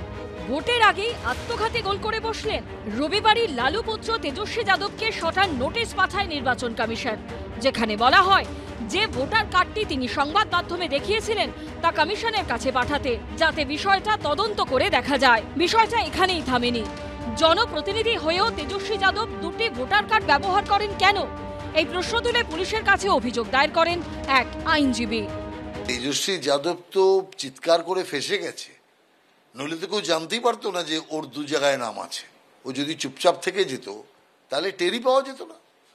অতএব ইতিমধ্যে আমি আপনাকে বলি, শুধু দু জায়গায় নয়, এক ব্যক্তির নাম 3 জায়গা 4 জায়গাতে পর্যন্ত আছে। এই নামগুলো পরিকল্পিতভাবে ঢুকিয়ে দেওয়া হয়েছে। সেই ব্যক্তির নামে এই ফলস ভোটিং এর কাজটা চলছে। ইলেকশন কমিশনের গাফিলতি। ভোটার লিস্টের নাম তোলার সম্পূর্ণ দায়িত্ব যে ম্যানুয়াল আছে সেটা হচ্ছে ইলেকশন কমিশনের সম্পূর্ণ দায়িত্ব। নানা রকম কলকবজা নাড়ছে বর্তমান ইলেকশন কমিশন, নানা রকম। আর সেগুলো হচ্ছে বিজেপির নির্দেশে নানা পরিকল্পনা করা হচ্ছে, আমরা বলি ষড়যন্ত্র। এবছরের শেষে বিহারে বিধানসভা ভোট, তার আগে ভোটার কার্ড বিতর্কে লালু পুত্র তেজস্বী যাদবের কার্যত ল্যাজে গোবরে অবস্থা। ঝিলম করঞ্জাই, অর্ণব মুখোপাধ্যায় ও উজ্জ্বল মুখোপাধ্যায়ের রিপোর্ট, এবিপি আনন্দ। জয়ন্ত, এক ব্যক্তি 2 কার্ড, মানে আমি বলছি সাধারণভাবে, আমি বাংলাদেশি মডেলের অংশে যাচ্ছি না, প্রতিদিন প্রায় একটার পর একটা ঘটনা এইভাবে আসছে। এটা একটা সংগঠিত অপরাধ যেটা আমাদের নজরে পড়ছে, যেটা অর্ণবদা বললেন যে ইলেকটোরাল সিস্টেমকে ব্যবহার করে জেনুইন ভোটারের নাম বাদ দেওয়া হচ্ছে, আসলে তা নয়, উল্টো ইলেকটোরাল সিস্টেমকে ব্যবহার করে নাম তোলা হচ্ছে বেআইনিভাবে। কিভাবে তোমাকে আমি বোঝাই, যে 2টো ভোটার কার্ড রাখা হচ্ছে। আচ্ছা, তুমি বারবার দেখাও যে ভোটার কার্ডগুলি আজকাল ওই ফেক ভোটার কার্ড তৈরির হাব হয়েছে বিভিন্ন জায়গায়। ধরা যাক বনগাঁয় একজনের বাড়ি, আবার রায়গঞ্জে তিনি গিয়ে একটা জমি কিনছেন, অথবা রায়গঞ্জের লোক দক্ষিণ কলকাতায় এসে আর একটা জমি কিনছেন বা ফ্ল্যাট কিনছেন। তুমি যে কোনো রেজিস্ট্রি অফিসে গেলে দেখতে পাবে যে সেখানে কিন্তু শুধু ডাবল এন্ট্রি নয়, হয়তো অনুপ্রবেশকারী তিনি ওই হাব থেকে ভোটার কার্ড, আধার কার্ড আর ফেক প্যান কার্ড তৈরি করে তিনি জমি কিনছেন। আর আজকাল যেহেতু ভোটগুলি হচ্ছে বিভিন্ন ফেজে, তার পক্ষেও সুবিধা হচ্ছে তিনি একবার রায়গঞ্জে ভোট দিয়ে আসছেন, আরেকবার এসে কলকাতায় এসে ভোট দিচ্ছেন। অর্থাৎ যারা স্থানীয় স্তরের পুলিশ বা স্থানীয় স্তরের নেতা, তাদেরকেও কিন্তু নজর রাখতে হবে যে জমিগুলি কেনা বেচা হচ্ছে, নজর রাখার কথা বলছো, তাদের বিরুদ্ধেই তো অভিযোগ যে তাদের মদতে, এবং আমি শুধু রাজনৈতিক দলকে বলবো না, পুলিশের একাংশ। যে প্রয়াসটা নেওয়া হয়েছে, প্রয়াসটা কিন্তু একেবারে ভুল নয়, কারণ অনুপ্রবেশকারী এবং ফলস ভোটার, ডাবল এন্ট্রি, এগুলোকে কিন্তু আটকাতেই হবে।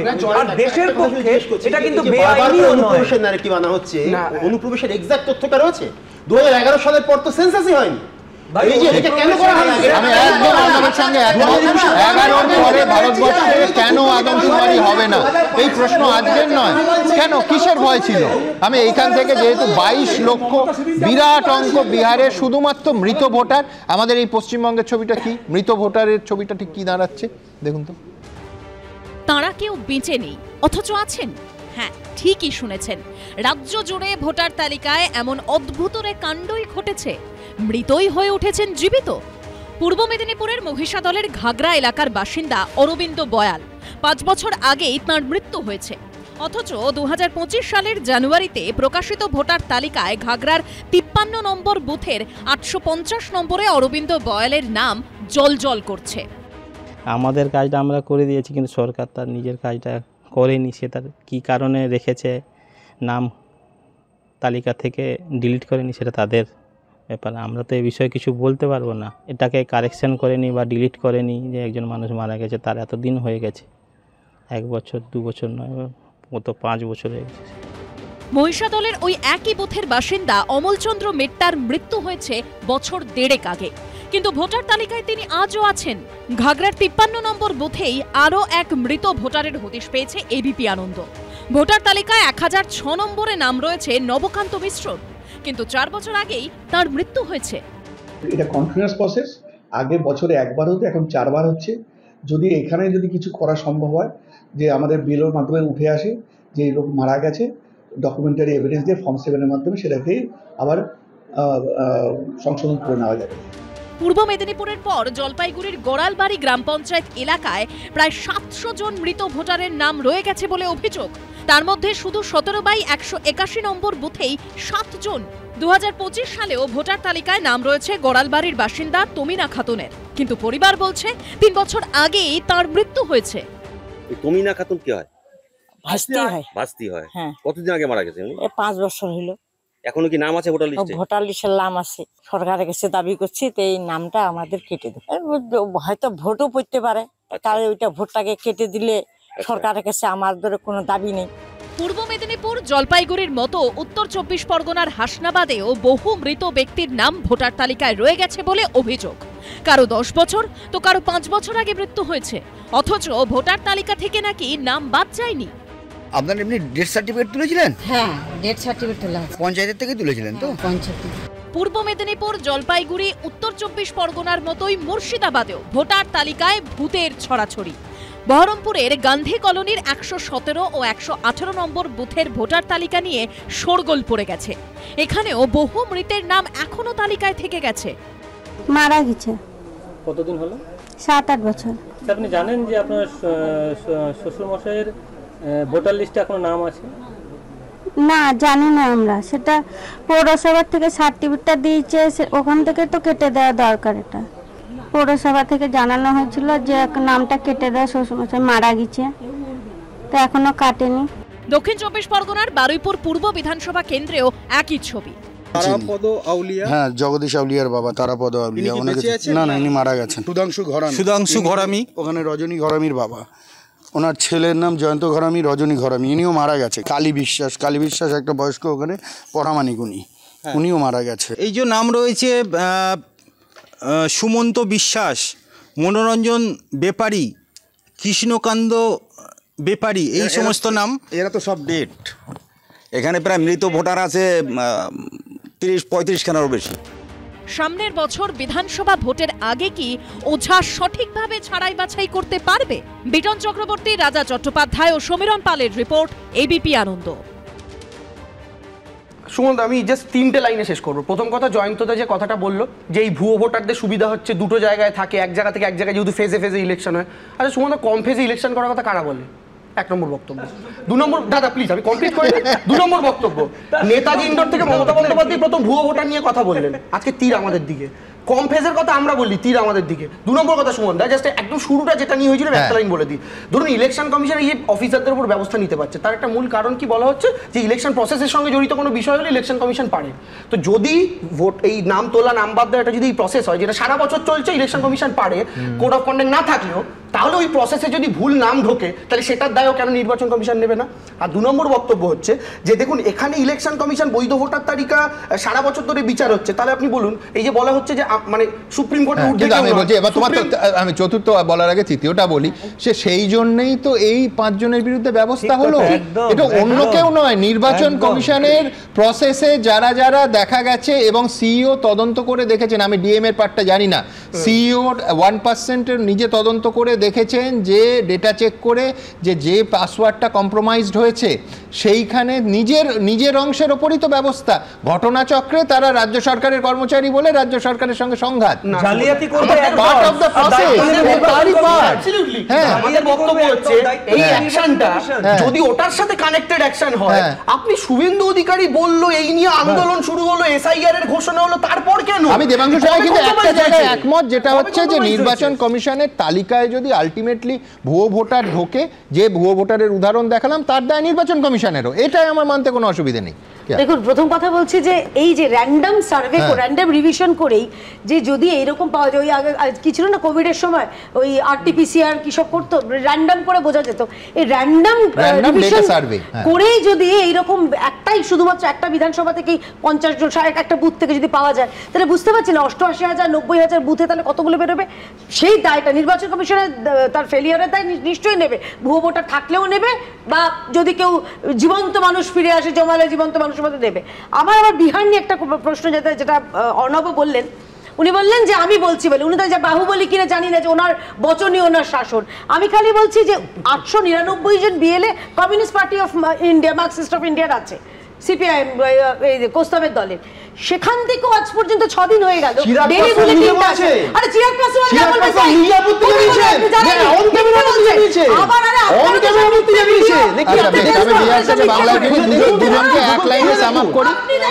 আমি এইখানে একমত যে একজন বেআইনি ভোটারও, আমি বলছি যে খুব সহজেই এটা চলে যে একজন বেআইনি ভোটারও তালিকায় যেন না থাকে এবং একজন ন্যায্য ভোটারেরও যেন ভোটাধিকার বাদ না যায়। খুব সিম্পল। আপনারা কি বলছেন? আপনারা জানেন আমাদের ভেরিফাইড এক্স অ্যাকাউন্ট সঙ্গে সুমন@IAM সুমন। প্রচুর মন্তব্য, দ্রুত কয়েকটা মন্তব্য নিয়ে নেব। শেখ শামীম তিনি লিখছেন, ভয় দেখানোর আগে অফিসারদের সাসপেনশন নিয়ে আদালতের দ্বারস্থ হওয়া উচিত। বিভাস চৌধুরী লিখছেন, নির্বাচন কমিশনকে এভাবে বাধা দেওয়া হলে রাজ্যে ভোট কি আদৌ করা যাবে? সৌমাল্য জানা লিখছেন, কমিশন আর রাজ্য সরকার কেউ কারো সঙ্গে সহযোগিতা না করলে শেষমেশ ভোটারের কপালে দুর্ভোগ আছে।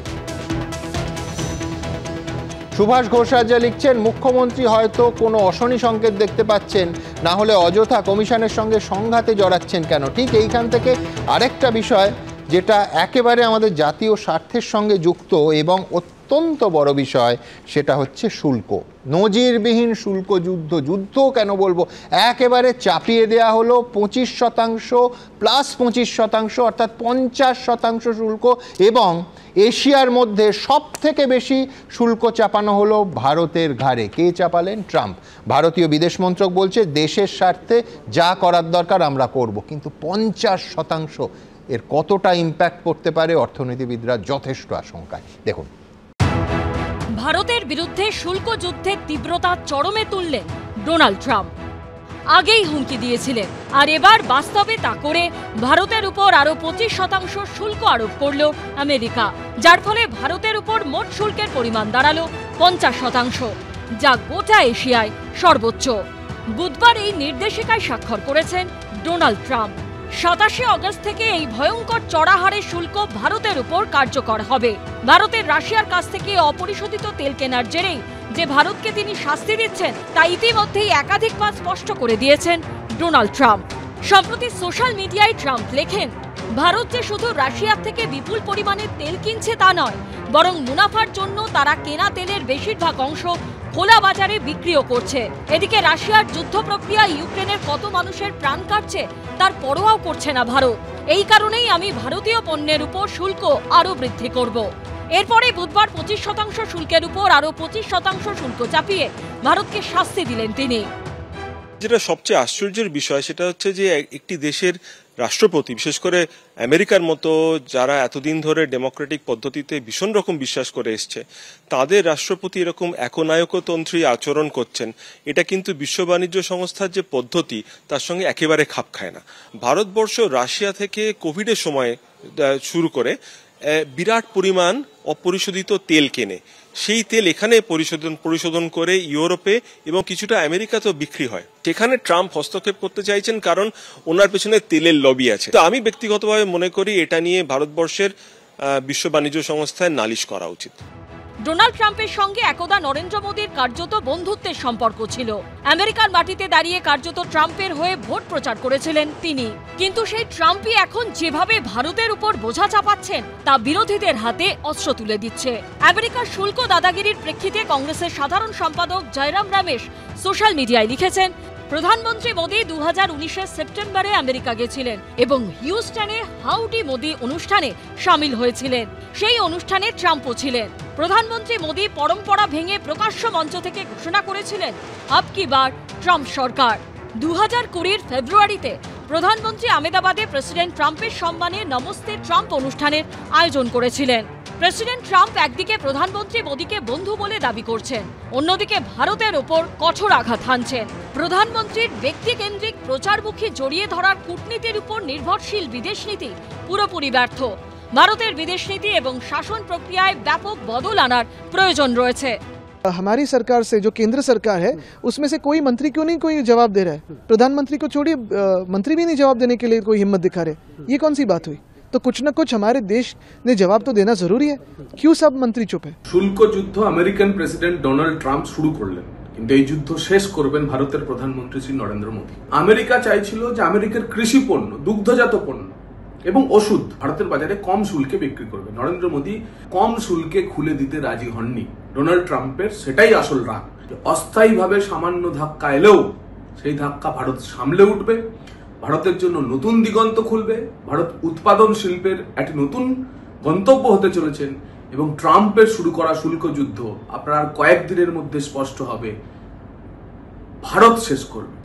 তবে ভারতও যে আমেরিকার কাছে মাথা নত করছে না তা স্পষ্ট করে দিয়ে বিদেশ মন্ত্রকও পাল্টা বিবৃতিতে পরিষ্কার বলেছে, রাশিয়া থেকে ভারতে তেল আমদানির বিষয়টি নিয়ে সম্প্রতি খড়গহস্ত হয়েছে আমেরিকা। এটা অত্যন্ত দুর্ভাগ্যজনক যে অন্যান্য দেশ জাতীয় স্বার্থের কথা মাথায় রেখে যে সিদ্ধান্ত নিচ্ছে সেই সিদ্ধান্তের জন্যই ভারতের উপর অতিরিক্ত শুল্ক চাপাচ্ছে আমেরিকা। আবার আমরা বলছি, এই পদক্ষেপ ভুল, অন্যায্য, অযৌক্তিক। দেশের স্বার্থ রক্ষায় সমস্ত প্রয়োজনীয় পদক্ষেপ নেবে ভারত। पिछले 11 साल से जो हमारी विदेश नीति रही है, हमारे प्रधानमंत्री की जो अरबों रुपए खर्च करके विदेश यात्राएं रही हैं, बड़े बड़े इवेंट्स हुए हैं, फैंसी ड्रेस कॉम्पिटिशन्स हुई हैं, उससे देश को कोई लाभ 11 साल में नहीं मिला। चीन हो, अमेरिका हो, यूरोप हो, बड़े बड़े समिट्स में जाते हैं, खाली हाथ लौटकर आ जाते हैं। अब जो अमेरिका ने किया है ये हमारी अर्थव्यवस्था के लिए घातक है, हमारे एक्सपोर्टर्स के लिए घातक है, हमारे मैन्युफैक्चरर्स के लिए घातक है। और हमें उम्मीद है कि प्रधानमंत्री अब कम से कम सीधे खड़े हों, बिना डरे ट्रंप की आंखों में आंखें डालकर नेगोशिएट करें। এখন প্রশ্ন হলো, শেষ অবধি ভারতের উপর আর কত বোঝা চাপাবেন ডোনাল্ড ট্রাম্প? কি সমাধান সূত্র বের করবেন নরেন্দ্র মোদী? আমেরিকার এই চাপের আবহেই 31শে আগস্ট দুদিনের চীন সফরে যাচ্ছেন নরেন্দ্র মোদী। এসসিও সম্মেলনে অংশ নেবেন তিনি। এবিপি আনন্দ। দেখুন, অনেকেই এবিপি আনন্দ নিউজ রুমে ফোন করে একেবারে ডিটেল রিপোর্ট চাইছেন যে আজকে ডিএর মামলায় কি হলো। আপনারা জানেন সোম মঙ্গলের পর আজকে বুধবার শুনানি চলল, দীর্ঘ শুনানি। আজকে মাননীয় বিচারপতি প্রশান্ত কুমার মিশ্র মন্তব্য করেন যে রাজ্য সরকার আগেকার দিনে ঋণদাতাদের মতো অর্থ সঞ্চয় করে রাখছে যেটা অন্য কাউকে দিয়ে দেয়া যায়। আমি বলছি আজকের পর আবার আগামীকাল এই নিয়ে শুনানি আছে। দ্রুত আজকে গোটা দিন এই ডিএর মামলার একের পর এক গুরুত্বপূর্ণ ডেভেলপমেন্ট হলো, কে কি বললেন, সমস্ত আপডেট আপনাদের সামনে। রাজ্য সরকার আগেকার দিনের ঋণদাতাদের মতো অর্থ সঞ্চয় করে রাখছে যাতে সেটা অন্য কাউকে দেয়া যায়। বুধবার ডিএ মামলার শুনানিতে এমনই মন্তব্য করলেন সুপ্রিম কোর্টের বিচারপতি প্রশান্ত কুমার মিশ্র। সোম মঙ্গলের পর বুধবার সুপ্রিম কোর্টে ফের ডিএ মামলার শুনানি হয়। এই দিন মামলাকারী রাজ্য সরকারি কর্মচারীদের সংগঠনের আইনজীবী গোপাল সুব্রমণ্যমের উদ্দেশ্যে বিচারপতি মিশ্র বলেন, আমাদের এমন একটা উদাহরণ দিন যেখান থেকে দেখা যায় যে একই পদমর্যাদায় কলকাতায় কর্মরত কোনো কর্মচারীর থেকে দিল্লির বঙ্গভবনে বা চেন্নাইয়ের ইউথ হস্টেলে কর্মরত কর্মচারী বেশি মহার্ঘ ভাতা পান বা কেন্দ্রীয় হারে মহার্ঘ ভাতা পান।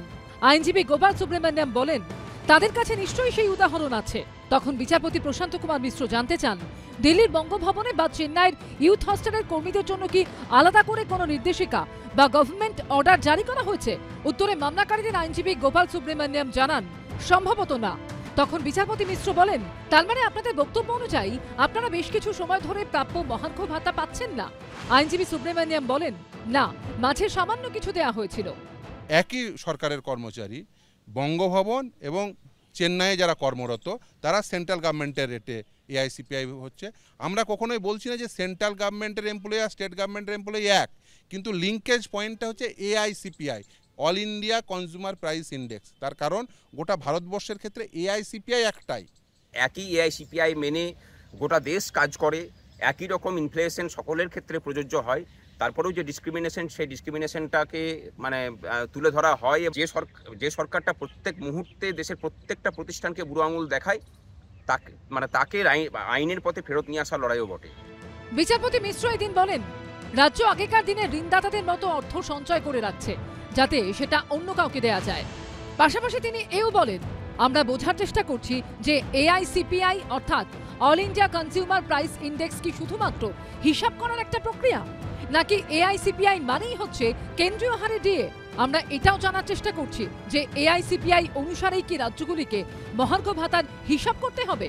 মামলাকারী কর্মচারীদের সংগঠনের আইনজীবী মনজিৎ সিং পাটওয়ালিয়া বলেন, মহার্ঘ ভাতা দেওয়ার ক্ষেত্রে রাজ্য সরকার যে সময় নিচ্ছে সেটাই মূল সমস্যা। কমপক্ষে বছরে 2 বার দিলেও সমস্যা থাকে না, কিন্তু এখানে সম্পূর্ণ বন্ধ করে দেওয়া হয়েছে। মামলাকারীদের আইনজীবী আরও বলেন, মহার্ঘ ভাতা দিতে রাজ্য বাধ্য। তখন বিচারপতি সঞ্জয় করল বলেন, আমাদের প্রশ্ন হচ্ছে যে যদি হাইকোর্ট সব অভিযোগের নিষ্পত্তি করে দেয় তাহলে তারা আবার মামলা কেন ট্রাইব্যুনালের কাছে ফেরত পাঠালো। মামলাকারীদের আইনজীবী বিকাশ রঞ্জন ভট্টাচার্য বলেন, রাজ্য সরকার যখন তার কিছু কর্মচারীকে কেন্দ্রীয় হারে মহার্ঘ ভাতা দিচ্ছে তার মানে এটা বুঝতে হবে যে রাজ্য কেন্দ্রীয় সরকারের নিয়ম মেনে চলছে। বৃহস্পতিবার সুপ্রিম কোর্টে ফের এই মামলার শুনানি রয়েছে। সৌভিক মজুমদার, বিজেন্দ্র সিংহ ও উজ্জ্বল মুখোপাধ্যায়ের রিপোর্ট, এবিপি আনন্দ। আপনারা জানেন প্রকৃতির রোষে একেবারে তছনছ উত্তরকাশী। এখনো পর্যন্ত যে ফিগার আমার কাছে এসেছে তাতে 2 জন সেনা জওয়ান এবং 5 জন সাধারণ নাগরিকের দেহ উদ্ধার হয়েছে। 11 জন সেনা জওয়ান সহ শতাধিক মানুষ এখনও নিখোঁজ। গ্রাউন্ড জিরোয় পৌঁছে গেছে এবিপি আনন্দ। আমার সহকর্মী সুকান্ত মুখোপাধ্যায় কি ছবি তুলে ধরেছেন দেখাবো।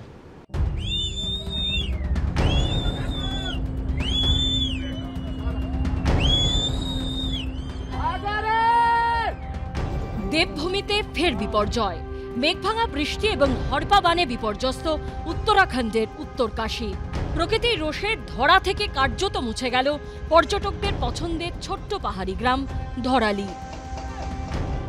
খেলনা বাড়ির মতো ভেসে যাচ্ছে ঘর।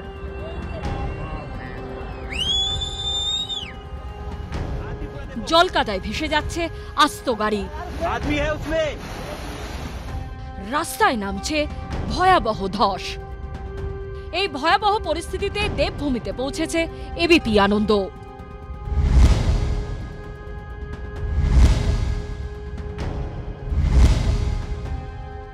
প্রবল বৃষ্টি এবং তার জেরে ধসের জেরে গোটা এলাকা জুড়ে কিন্তু এই মুহূর্তে বিপর্যয়ের চেহারা যেটা দেখা যাচ্ছে। গঙ্গোত্রী হাইওয়ের উপর আমরা দাঁড়িয়ে রয়েছি, যার একটা নির্দিষ্ট লেন কার্যত বন্ধ হয়ে গিয়েছে এবং 10 থেকে 15 কিলোমিটার জুড়ে এই যে হাইওয়ে তা কিন্তু ব্যাপক ক্ষতিগ্রস্ত হয়েছে। 4 ধামের মধ্যে 2টি ধাম মূলত যাত্রা এখান থেকে শুরু হয় উত্তরকাশীর। সামনে যে বোর্ড রয়েছে, ক্যামেরা পার্সন দিব্যেন্দু সিনহাকে বলবো দেখাতে, যে শ্রী গঙ্গোত্রী এবং যমুনোত্রী ধাম যাত্রা মে আপকা হার্দিক স্বাগত হয়। অর্থাৎ পুণ্যার্থী যারা রয়েছেন তারা কিন্তু এইখান থেকেই কার্যত তারা যাত্রা শুরু করেন। মঙ্গলবার দুপুরে মেঘভাঙা বৃষ্টির ফলে উত্তরকাশীর ক্ষীরগঙ্গা নদীতে আসে হড়পা বান। সূত্রের খবর, 12,500 ফুট উপর থেকে প্রায় 45 কিলোমিটার বেগে নেমে আসে হড়পা বান। 25 থেকে 30 সেকেন্ডের মধ্যে মৃত্যুপুরী হয়ে ওঠে ধরালি গ্রাম। ভেসে যায় হর্ষিল সেনা ছাউনি।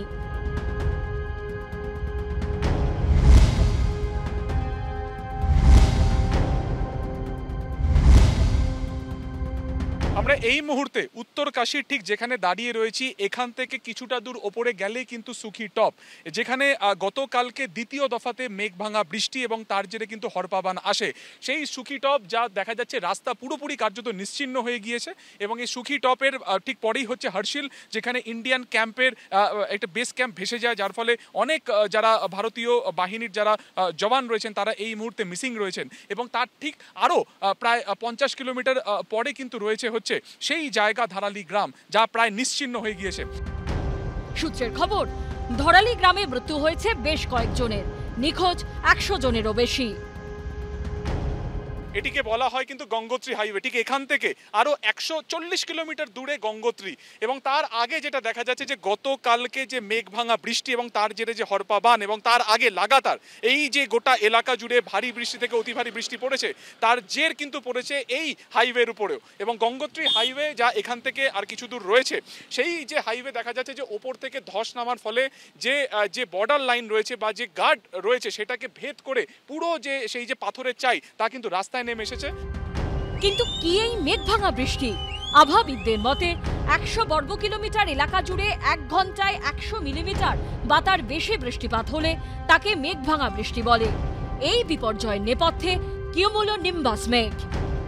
দেখতে পাচ্ছ পাহাড়ের যা অবস্থা, গতকালকে এখানে ধসের ফলে একেবারে হরপাবান, এবং হরপাবানের পরে গতকালকে বৃষ্টি থেকে অতি ভারী বৃষ্টি হয়, তার জেরে কিন্তু রাস্তা বলতে আর কোনো কিছু অবশিষ্ট নেই। এবং একটা বিস্তীর্ণ জায়গা জুড়ে 10 থেকে 15 কিলোমিটার জুড়ে কিন্তু রাস্তা এরকমই এবড়ো খেবড়ো হয়ে গিয়েছে। গতকাল একেবারে মাঝরাত পর্যন্ত এই গোটা রাস্তা বন্ধ ছিল। সার গাড়ি আগে থেকে দাঁড়িয়ে ছিল, যা উত্তরকাশীর দিকে যাচ্ছে বা উত্তরকাশী থেকে যে গাড়িগুলো বেরোনোর চেষ্টা করছিল সেইগুলো। এবং মাঝরাত থেকে আজকে সকাল পর্যন্ত এই কাজ চলে এবং তারপরে কিন্তু একটা নির্দিষ্ট লেনকে খোলার সম্ভাবনা হয়েছে। বুধবার হেলিকপ্টারে ক্ষতিগ্রস্ত এলাকা পরিদর্শন করেন উত্তরাখণ্ডের মুখ্যমন্ত্রী পুষ্কর সিং ধামি। সুকান্ত মুখোপাধ্যায়ের রিপোর্ট, এবিপি আনন্দ, উত্তরাখণ্ড। কাঁচা ভূত, পাকা ভূত, সোজা ভূত, বাঁকা ভূত, আর সেই সব ভূতেরা নাকি লুকিয়ে ভোটার লিস্টে। বিহারে খসড়া তালিকায় 65 লক্ষ নাম বাদ যাওয়ার পর বিরোধীরা বলছে এ রাজ্য এসআইআর হলে ভোটার লিস্টে ঘাপটি মেরে বসে থাকা ভূতগুলো নাকি ধরা পড়বে। অন্যদিকে তৃণমূল বলছে সম্পূর্ণ অসাংবিধানিকভাবে শুধু রাজনীতির স্বার্থে এই এসআইআর। আবার এ নিয়ে দিল্লিতে তৃণমূল, কংগ্রেস, সিপিএম সবাই এক সুরে আক্রমণ করছে বিজেপিকে। অন্যদিকে এ রাজ্যেও শুরু হয়ে গেছে এসআইআরের তোড়জোড়, দেখলেন আপনারা। এখন সত্যি ভূতেরা ধরা পড়বে নাকি পুরোটাই রাজনীতির খেলা, সে তো বলবে সময়। আমরা এসব নিয়ে রসিকতা করি বলে আবার ভূতুরে কেস দেবেন না প্লিজ। দেখুন, কেস দেবেন না প্লিজ।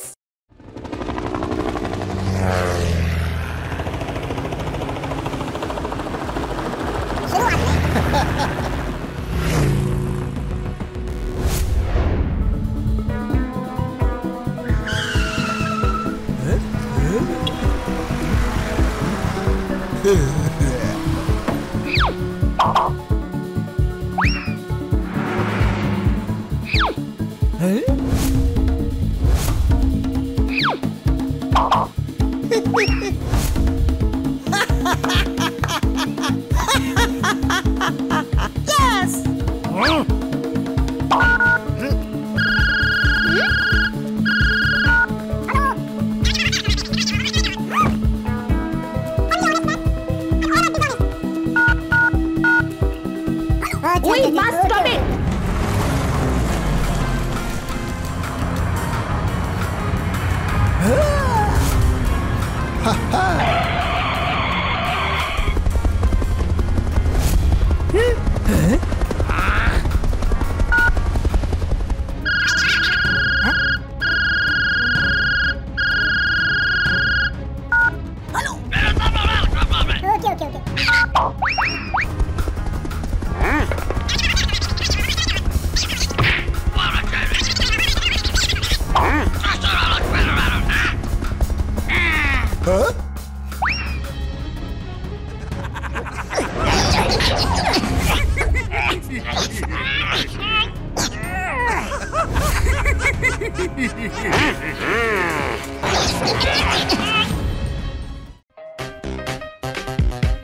কেস দেবেন না প্লিজ।